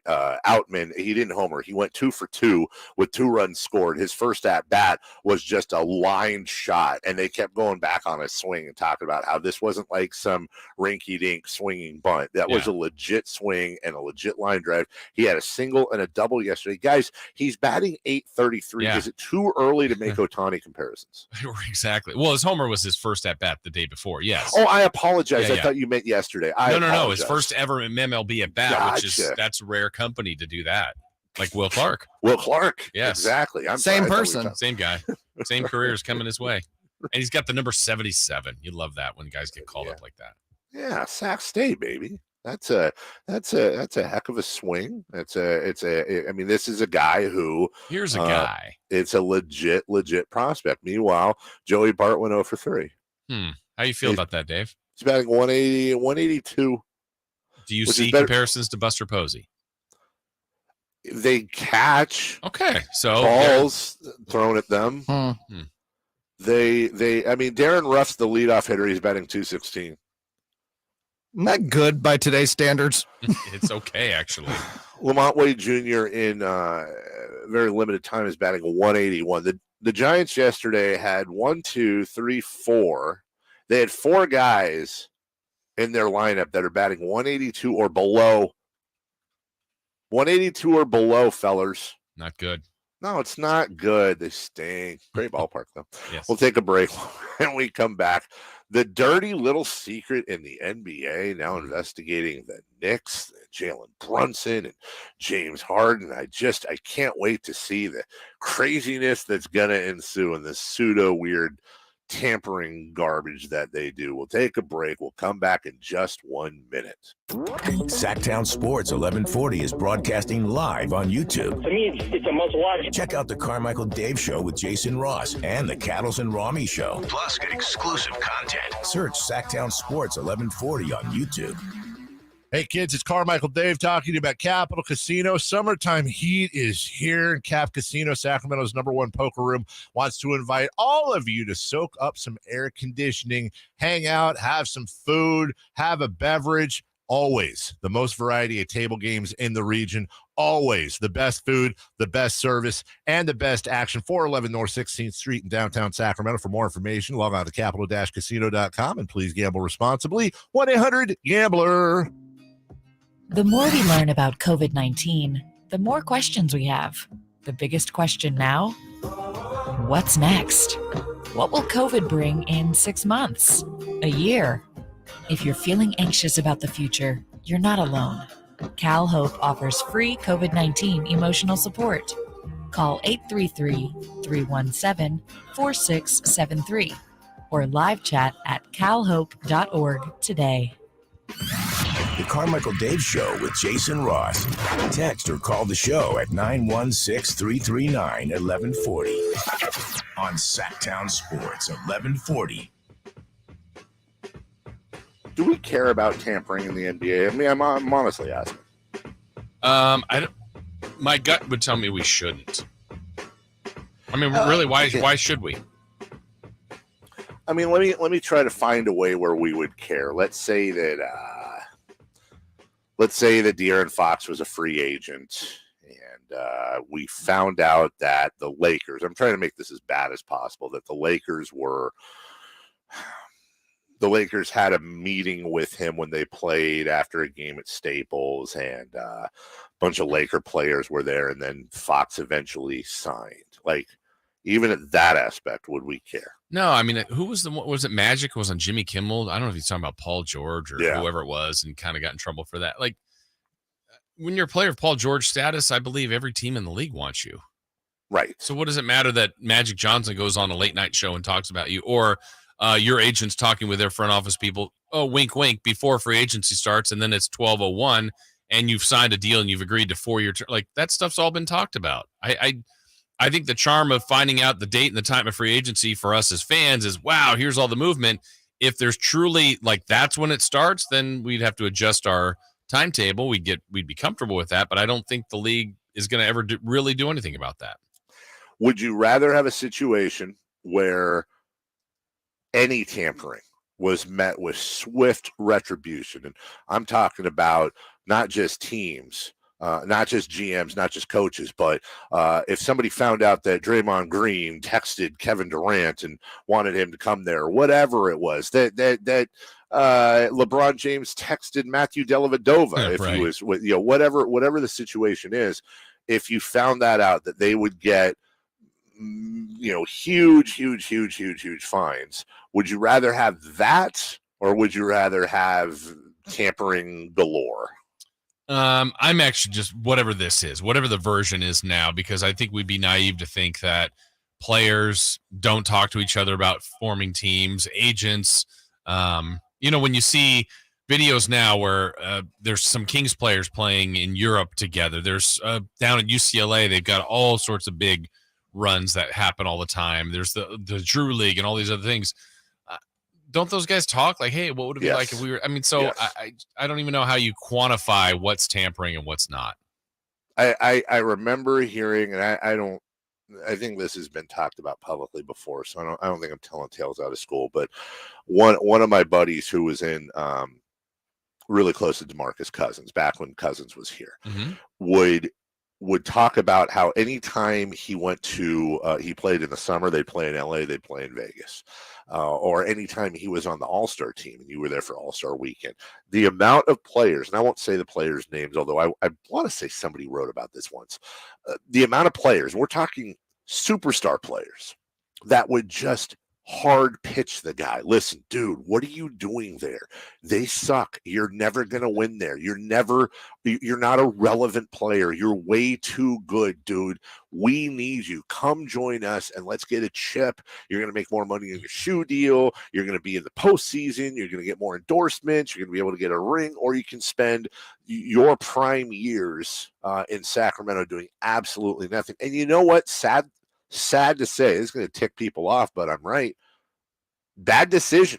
I think if DeMarcus Cousins could go back, and yes, there's all kinds of things that are his fault and blah, blah, blah, but just black and white. If DeMarcus Cousins could go back and opt out of his very first deal and go somewhere else, part of the reason he opted in, obviously, the biggest part was the money, but also that he is a loyal dude and he thought this team could turn it around. He was wrong. They didn't. And so let's be honest, he spent all but 1.5 years of his prime, his all-star level 20 and 12, 25 and 12 prime. He spent it in absolute obscurity. Yeah, it's true. I mean, he still was gifted, but you're right. I mean, that he was waiting for the payday here, and he was so close to having it happen. And then ultimately the trade and the injury, it just, but whether he could have gotten more money or certainly more wins, which would accrue more fame, yeah, he missed that opportunity. He 100% did, and that's the big question. We as there was the Chris Webber situation. Those of us old enough to remember, Joe and Gavin would mow your lawn if you stay, and the whole thing there when this entire city was gripped by the idea of losing Chris Webber right when we were heading towards the top. And I got to think the only equivalent on that would be if the well, I don't even know if it would be an equivalent, but let's fast forward and let's say that the Kings make the play-in this year. And then the following year, they have a Memphis-style year, and they're in the number 3, number 2 seed, something like that. And they're partially led by all-star Domantas Sabonis, who just explodes and is leading the team. Well, guess what? That's his free agency year. Right. I don't think it would have the same furor as the Weber thing. I think that was unique, but I think it's going to be the closest thing we've seen since, including DeMarcus Cousins. Yeah, I'd agree with that. I mean, I really would. So. Of course, I'm presenting a scenario that almost certainly will not happen, but you can cross your fingers. The NBA, incidentally, is investigating the Knicks, Leon Rose, that whole crew, for the Jalen Brunson signing. Brunson has huge ties to the Knicks. Leon Rose was his first client, was Jalen Brunson's dad. Brunson played for the Knicks. Jalen, the kid, grew up around the Knicks in Madison Square Garden. I mean, it was almost he was meant to go to the Knicks, but they're going to see if the Knicks did anything underhanded on the way. Same thing with Harden in Philadelphia and tampering there as well on his contract restructure. I just don't. Okay, so there's talk about if you lose a pick or financial penalties to the team. Do you have to look at is the league then going to go, okay, yeah, you're pinching us, the Knicks or the Sixers, but you know what Sacramento did? You know what the T-Wolves did? You see what the Heat, I don't know. It's kind of like, look over here too. I feel like they should just let these slide. I don't even slide, but just okay, it's happening. Here's my question. Let's say the Knicks in Philly.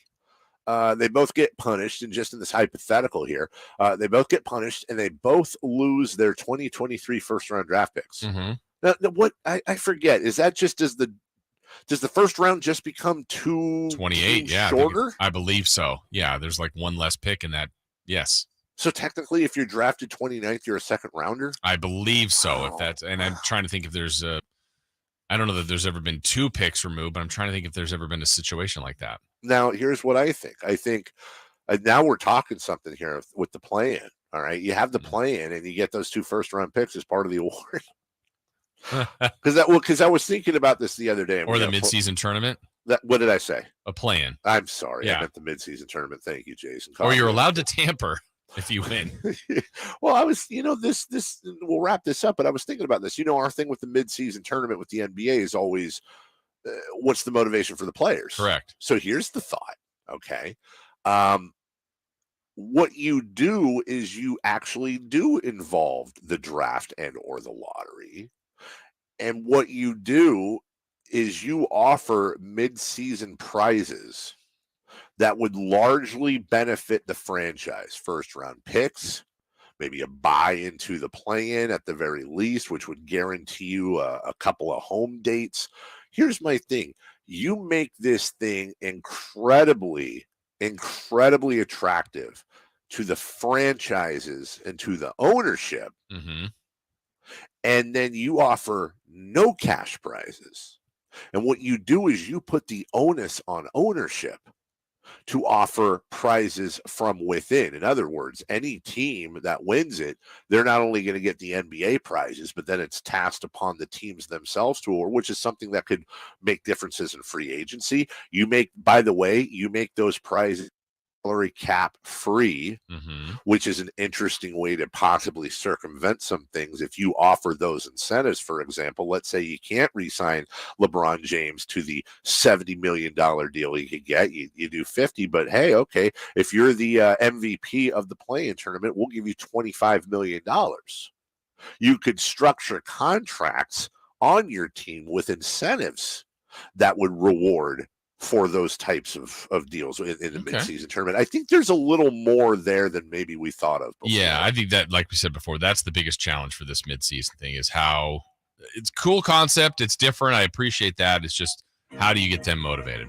fans don't have right now. The players don't have the energy for it. Yeah. And you can take some of the ideas we just had, or you can call our friends at American Energy, because here's something that involves a lot of cash. Even an NBA player would be interested in this. How about $2,500? How about $2,500 back in your pocket? Because right now, American Energy is offering a $2,500 rebate on a new home system installation. Here's the deal. Now's the time to replace your system, perhaps. Maybe you've got an AC system you have on its last legs. Well, the $2,500 rebate on a new home system installation coming from American Energy also has 0% financing and payment plan options available. There's no reason at all to keep putting off making your home a place of comfort for you and your family and maybe your dogs and cats. Offer expires at the end of the month, August 31st. Don't wait. Call today, 916-520-9990. It's 916, see how it's local, 916-520-9990, or visit AmericanEnergyAir.com. If you're looking to replace your system, now's the time to get hold of American Energy. Don't settle with a high quote from the other guys. Get a free quote. Remember how we had Shelby on and he said you got to shop your mortgage, you got to shop your offer. I know I'm crossing endorsements here, but it's so true. If you've got a quote right now, just call American Energy. Get a free estimate and see if they can beat it. If they can't, forget it then. Get a free quote on your system from your second opinion partner at AmericanEnergyAir.com. You tell them your good buddy Carmichael Dave sent you. All right, last half hour of the program. Let's get to the NBA, a little star update. Who's going where? Is anyone going where? And Donovan Mitchell. Why should this matter for the Sacramento Kings? It matters big time, and we'll tell you why after this. Breaking news, the latest happenings with your favorite teams. Do you ever wonder about what the heck all these kids are doing on computers all the time? Stay up to date with all of it by following us on Instagram and Twitter. Excuse me, gentlemen, a little update for you. At Sactown 1140.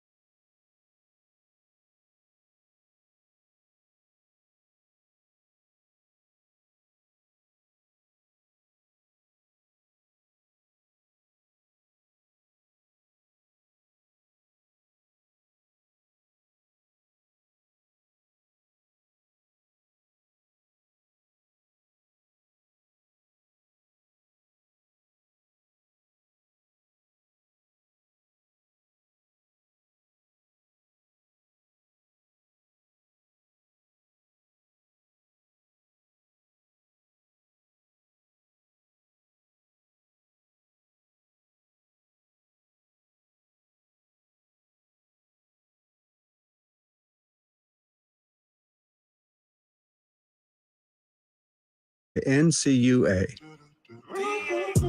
Stimulating conversation about kitchen gadgets and baseball cards. I think that's really crazy interesting. It's the Carmichael Dave Show with Jason Ross on Sactown Sports 1140. All right, before we get to NBA stars and why you should care as a Kings fan, where they're going and if they're going somewhere, we are always looking out for our audience. I know some of you are in between jobs, so I'm looking at a job posting right now for the head athletic trainer for the Sacramento Kings. Saw that's out there. The head athletic trainer, under the supervision of the senior director of athlete health, will oversee the day-to-day operations of the Kings training room and provide athletic training care to optimize the health and performance of the players. This includes, but is not limited to, preparing athletes for practices and games, performing first aid and acute injury/illness care, maintaining proper medical injury and treatment records, collaborating with colleagues to execute performance programming and rehab protocols, and leading on all foundational health initiatives. What does the person above them do then? Jeez. Make sure they're doing all that right. Yeah. Yes. I know if you were the one doing the interviewing, Dave, you'd say, can you guarantee me that none of these Kings players would get hurt? Yes, I would build into every the contract they signed. I would build incentives in for player games lost or not lost. Let's just do that. Let's put it on the trainers, man. That's totally fair. Mm-hmm. They prefer previous experience as an athletic trainer with an NBA team, but that's not required. I'm wondering, should I apply? I know first aid. Okay. Do you the updated version of first aid? No, but I can do. Isn't it? You hum staying alive and press the chest or the something? office, yeah, and then cut their face off. Yeah, cut their face off and wear it as a hat. Yeah. I can keep records, or I certainly could delegate to people. You get great seats. Yes.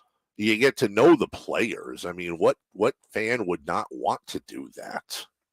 Right? You get to travel and stay in nice hotels. I think if it's like it used to be, you also maybe track timeouts. Like they give you a little bit of an assignment too during the game while you're on the bench. Well, wasn't Pete Youngman, the longtime trainer and our good friend, wasn't he like also the traveling secretary? And absolutely, Pete knew all the hotel. He had everything all laid out with travel. Yes, I mean, there's got to be some perks as well on top of that. Yeah. So listen, if any of you guys out there are trainers, we want to keep everything local. I don't want some carpetbagger coming in from LA and training our squad. Apply. Right. You've got degrees and stuff. You also have to have competency in the Microsoft Office. Oh, deal breaker. Right. What do you get? Okay. So anyways, the Kings are looking for a trainer. And if you want to check that out, go to, I don't know, go find it somewhere. It's out there. Just search it and make it happen, Cap. So Donovan Mitchell has not been traded yet. Reports say that things have stalled a little bit. I mean, these things ebb and flow. They've still got another month or two to get this thing done before the season starts. But that the trade talks, especially between the Jazz and the Knicks, have slowed a little bit instead of getting so hot and heavy. Jason, as I see it, and I've certainly been wrong before, I will be wrong again. As I see it right now, it's a 3-team race for the play-in between the Lakers, Blazers, and Kings. And we've had this conversation before.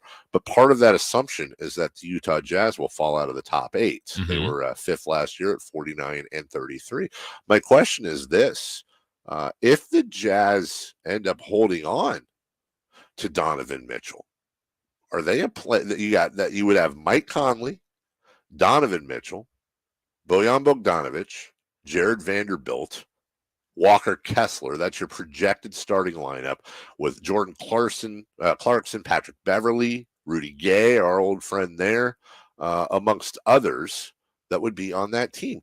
Am I wrong for saying I think that's probably a play-in, not a playoff team?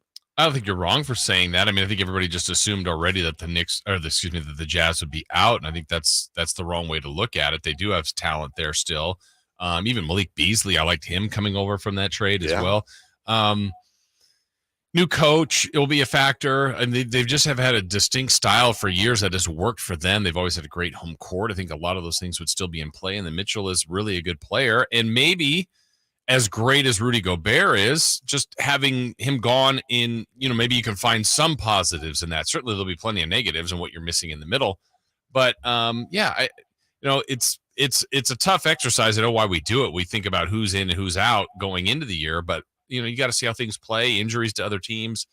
There's enough talent there for them to still be relevant. It's just the Mitchell thing is such a swing. I mean, it feels like if they do move him, that's your top level talent that's going to be gone, and that's tough to replace. Well, and not for nothing. And listen, we're talking about Rudy Gobert, who is such a defensive stud. Not for nothing, but Walker Kessler, who they got back in that Minnesota trade, he led college by a decent margin. He played, and he didn't play at Duquesne. He played in Auburn in the SEC, and he averaged 4.6 blocks a game to go with 11 points and 8 boards. Now, granted, that's not going to shift into the NBA. You would almost certainly think, certainly not his rookie year. But my point is that they're replacing maybe the preeminent goalie in the NBA with the best goalie in college basketball. Yeah, and you still have Whiteside again, not the same player, right. But I mean, more than serviceable as a backup in a lot of situations. I think if Donovan Mitchell's on that team for the bulk, if not the entire next year, I think as Kings fans, that's a pretty huge blow to your already very tenuous play-in hopes. And we haven't even gotten to Portland, as we talked about before. With Lillard and Simons, they added Gary Payton. They got Jeremy Grant, Yusef Nurkic. It's all about health with him. Josh Hart at the small forward. And they added Shaedon Sharpe, who was a lottery pick.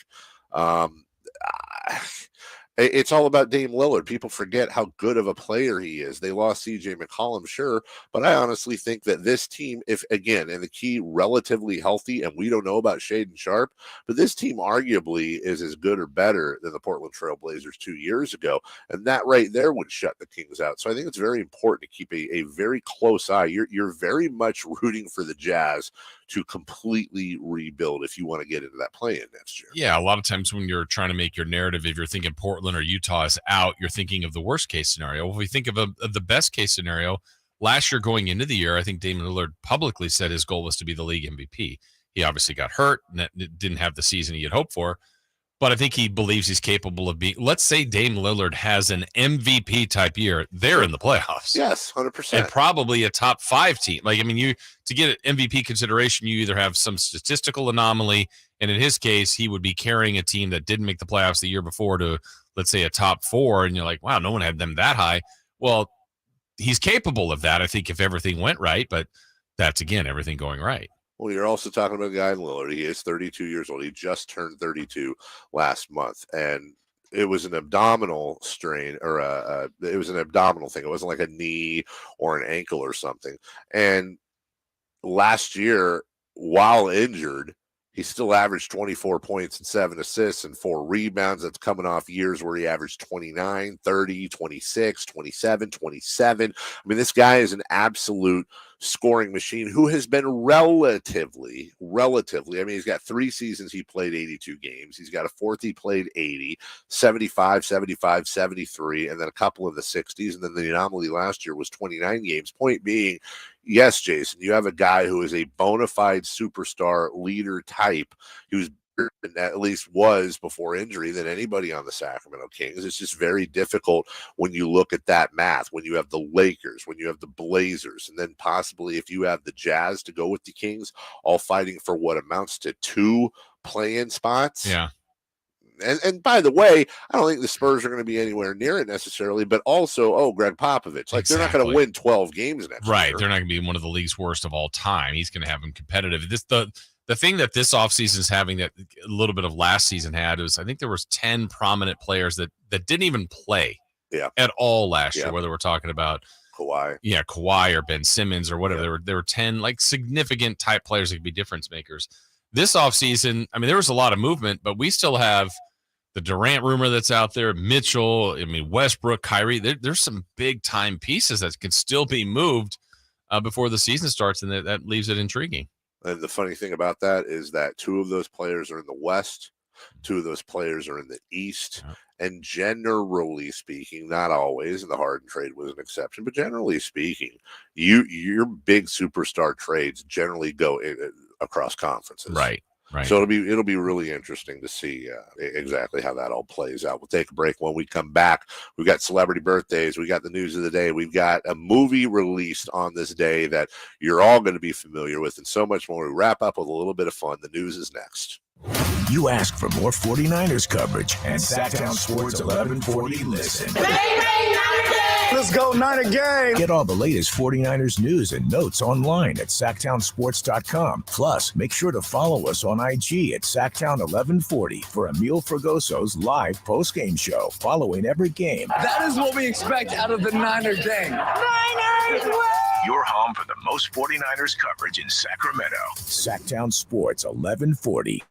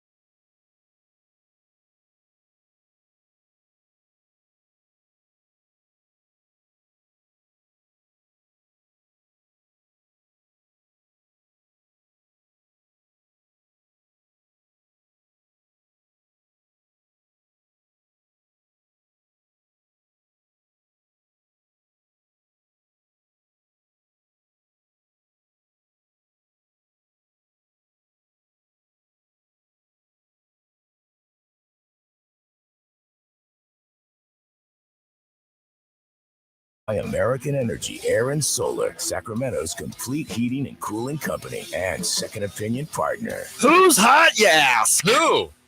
Jason will like this one. That Judge kid from the Yankees.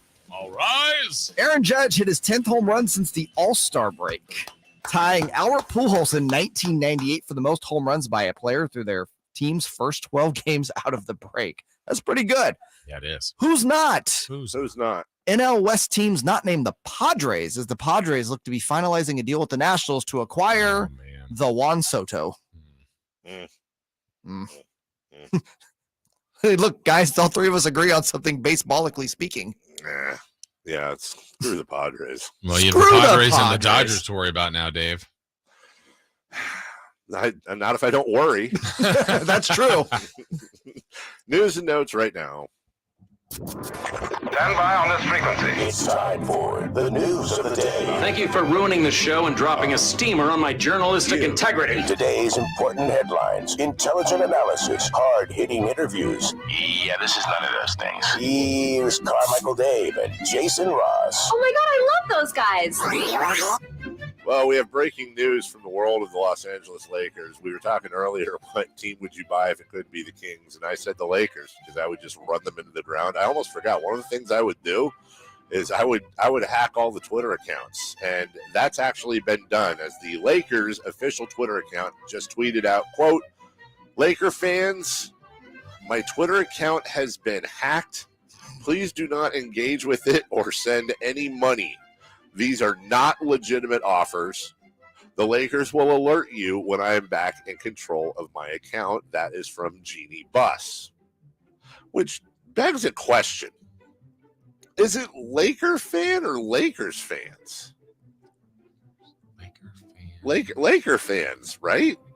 Yeah, it's Lakers fans. Just like we have Kings fans. The name of the team is the Lakers, not the Laker. Yeah. Okay. Yeah. No, you're right. All right. That makes sense. So anyways, if you're getting any requests or whatever from Jeannie Buss, if she's trying to get you, I'm sure it's something to do with crypto. Just say no. Don't do it.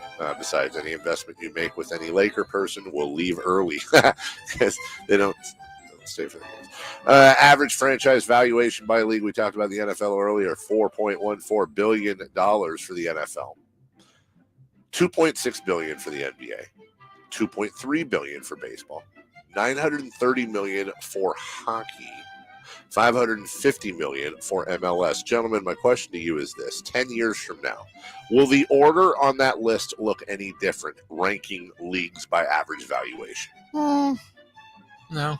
Not really. I mean, you might see a little change, but I doubt it. It's always been kind of the same. I think there will be one change. I think that whether it's MLS or USL or a combination of those, I think 10 years from now, it'll flip-flop with the NHL. And a big reason is because of the World Cup. I think we're on the precipice. If I had to pick one of those sports other than football that's going to grow the most over the next 5 years, I think it's probably going to be soccer here. Sucks for Canada. That's what happened in '94. That's really how MLS started in the first place. By the way, that deal is done. The Soto deal? Mm-hmm. Golly gosh darn it. Looks like the Nats are going to get C.J. Abrams, Robert Hassel, outfielder James Wood, another pitching prospect for Juan Soto and Josh Bell. Wow.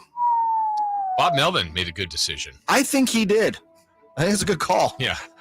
How is Bob Melvin right now when the GM calls him and says, hey, we just acquired one of the game's biggest superstars? And do you think Bob's like, hold on. Wait, you're telling me we gave up players to acquire a better? What is that allowed? Yeah. And I'm getting Tatis back very soon. We still have Machado. We didn't lose Machado. Bob's giving the old Ron Burgundy. I don't believe you. Yeah. I don't believe you. What'd you say about Machado? No, they still have him. Like, they didn't lose any of these guys. Yeah, they're going to have Soto, Tatis, and Machado. Yeah. Mania and Snell and yeah. Okay, I got to say, though, here's what's on the table. You could, in Southern California, conceivably have two teams that have a combined Soto, Machado, Tatis, Ohtani, and Trout that are completely irrelevant. True. True. At least San Diego's the separation because the Padre fans are really into them, but yeah, the Angel fans just They go Angel fan. Angel fan goes because it's something to do and they can watch Trout or Ohtani on any given night. Yeah. It's about it. Real quick, would you fade that down though? Fade the music down because who died? This is nobody died. Just I want you to know I recognize this. I heard the reaction. Tough moment for you, Jay. Dodgers did not get one. I know. I mean, it's a rough time right now for Dodger fans. Hard being a Dodger fan. There was a superstar out there, and you didn't get him, and you guys just aren't really used to that. Yeah, I think Andrew Friedman has kind of, slacked in that department recently. By recently, I mean over the last 5 minutes. I'll let you know after the show. I'm still processing. All right, music back on. Thank you. Dan Campbell. Stand by on this frequency. We're at intro again. Yes. The news of the day. Thank you for ruining the show and dropping a steamer on my journalistic integrity. Today's important headlines, intelligent analysis, hard-hitting interviews. Yeah, this is none of those things. Here's Carmichael Dave and Jason Ross. Oh my God, I love those guys. Let's try it again. The odds to win Coach of the Year in the NFL, according to BetMGM. Dan Campbell of the Lions. He's the favorite at plus 1,200. That means if you bet $100 on Dan Campbell right now, you get 1,200 at the end of the year if he wins. Guys, good or bad bet? Bad. It's the Lions. It's a bad bet. Come on, it's easy. It's estimated that the iceberg that sank the Titanic began forming during the reign of King Tutankhamun. Here's your fun fact for the day. The lifespan of an iceberg can be as long as 3,000 years. Oh, so that lettuce is safe. Only the Titanic knew that. Let us move on. The top 300 fantasy football rankings are out from Pro Football Focus, and there are a lot of people are starting to get there. Jonathan Taylor of the Colts, number 1. Cooper Kupp, number 2. Justin Jefferson, number 3. A couple others just of note. Christian McCaffrey is number 4. Derrick Henry falls to number 7. Will he survive? What? Right. I mean, yeah. Will he make it? I also have another number here real quick. The highest percentage of 2021 attempts by a quarterback that traveled 20-plus yards. San Francisco ranked 26th out of 32 teams. It's not great. The Vegas team. This just in. The Raiders ranked 7th, and they just added Devontae Adams. So that's quite interesting. You want to know, take a guess, who ranked number 1? This is going to be tough. Highest percentage of quarterback attempts that went 20 yards or more. If it's tough, it's someone we're not thinking of. Zach Wilson. Kirk Cousins. Okay, so you're saying Minnesota, that was number 4. Zach Wilson was 27th. I would have guessed Brady and the Bucks because of their Godwin and Evans, but they're 8th. Russell Wilson and the Seattle Seahawks, which when you think about it with Lockett and Metcalf, that's a lot of throwsies. Here's the funny thing. Denver was 3rd. Oh, wow. And now adding him back into the mix. Okay. Yeah, exactly. Well, they had good receivers in Denver. Just quarterback was always the issue. And finally, from my end, before we get to celebrity birthdays, it's August 2nd. Of course, we're going to go with the National Day of the Year. Today is National Ice Cream Sandwich Day, fellas. I haven't had one in a while, but ice cream sandwiches, one of Mother Nature's greatest inventions, yes or no? Yes. Yes, and we're also considering a week ago a while now. A while now. Oh, I see what you know. I really haven't. Although I will tell you, my favorite ice cream sandwich is an It's It. You know the cookies? Oh yeah. Yeah, you can't beat an It's It. And you got the chocolate on the outside. If I can find an It's It mint flavor, I'm in heaven. It's also National Coloring Book Day. Gentlemen, when was the last time you colored? Been a while. Usually outside the lines. You know they have adult coloring books people actually use. Yeah, it's for people like me and you. I would rather do an adult coloring book than a puzzle. Same. Oh, no. Puzzles suck. Really? Yeah, I'm not a puzzle guy. I don't have the attention for it. What if you could color in the puzzle? That's different. Well, the problem with puzzles is once I start, I can't do anything else. I have to finish it. Yes. I mean, literally, I can't like go anywhere. I'm stuck. I have to finish it. Now, we start from the outside in, of course. Jason, we have celebrity birthdays. Yes, we do. Not the greatest of batches, but okay. Hey, did you give us the movie, by the way? Oh gosh, I'm so sorry, fellers. Today's movie. Was it 1985? It was in 1985. Yes. Starred one of on my Mount Rushmore of childhood crushes. You had Marky Post, you had Elle McPherson, you had Evie from Out of This World, and you had Kelly LeBrock. Oh, Weird Science. She starred with Bill Paxton and Anthony Michael Hall. And Weird Science, 1985. And you know what, kids? Most of it still holds up today. Just a wonderful, wonderful John Hughes movie. You know, he wrote that script in just 2 days. I did not know that. Thank you for the reminder, Jason. Yeah. Celebrity birthday. All right, not the best batch, but we're going to there's still birthdays today. So let's do it. Today, August 2nd. Guys, how old is Kristaps Porzingis turning today? Ooh. KP. Corn. You know, it seems like he's turning 38, but I want to say I want to say it's like 27. I'll go 28. He is turning 27 today. Carmichael Dave on the nose. On the nose. Club said Cedric Sabalas. Ooh, and Cedric was having some serious health problems. Good to see he's doing well, by the way. A couple years ago, I remember that. Ced Sabalas, gosh, he's got to be 54. Okay. I'll say 53. Cedric Sabalas is 53 today. Man, you guys are right on it. All right, let's see who we can throw in there. How about knuckleballer Tim Wakefield? Timmy. Timmy Wakefield is an even 50.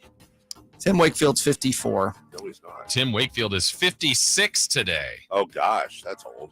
All right, let me throw in one more. Who do I want to pick from the list? She's in Weeds, in Red, a few other movies. Mary Louise Parker. Mary Louise Parker was a repeat character in the classic TV show West Wing. Mary Louise Parker. So you should get this right on. 55. Okay. 58.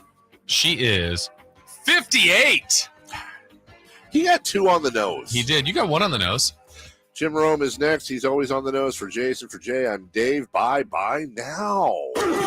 Sactown Sports 1140 is your home of the Las Vegas Raiders for the 2022 NFL season. Tune your dial to 1140 for all Raiders games. Plus, you can listen online at SactownSports.com and on the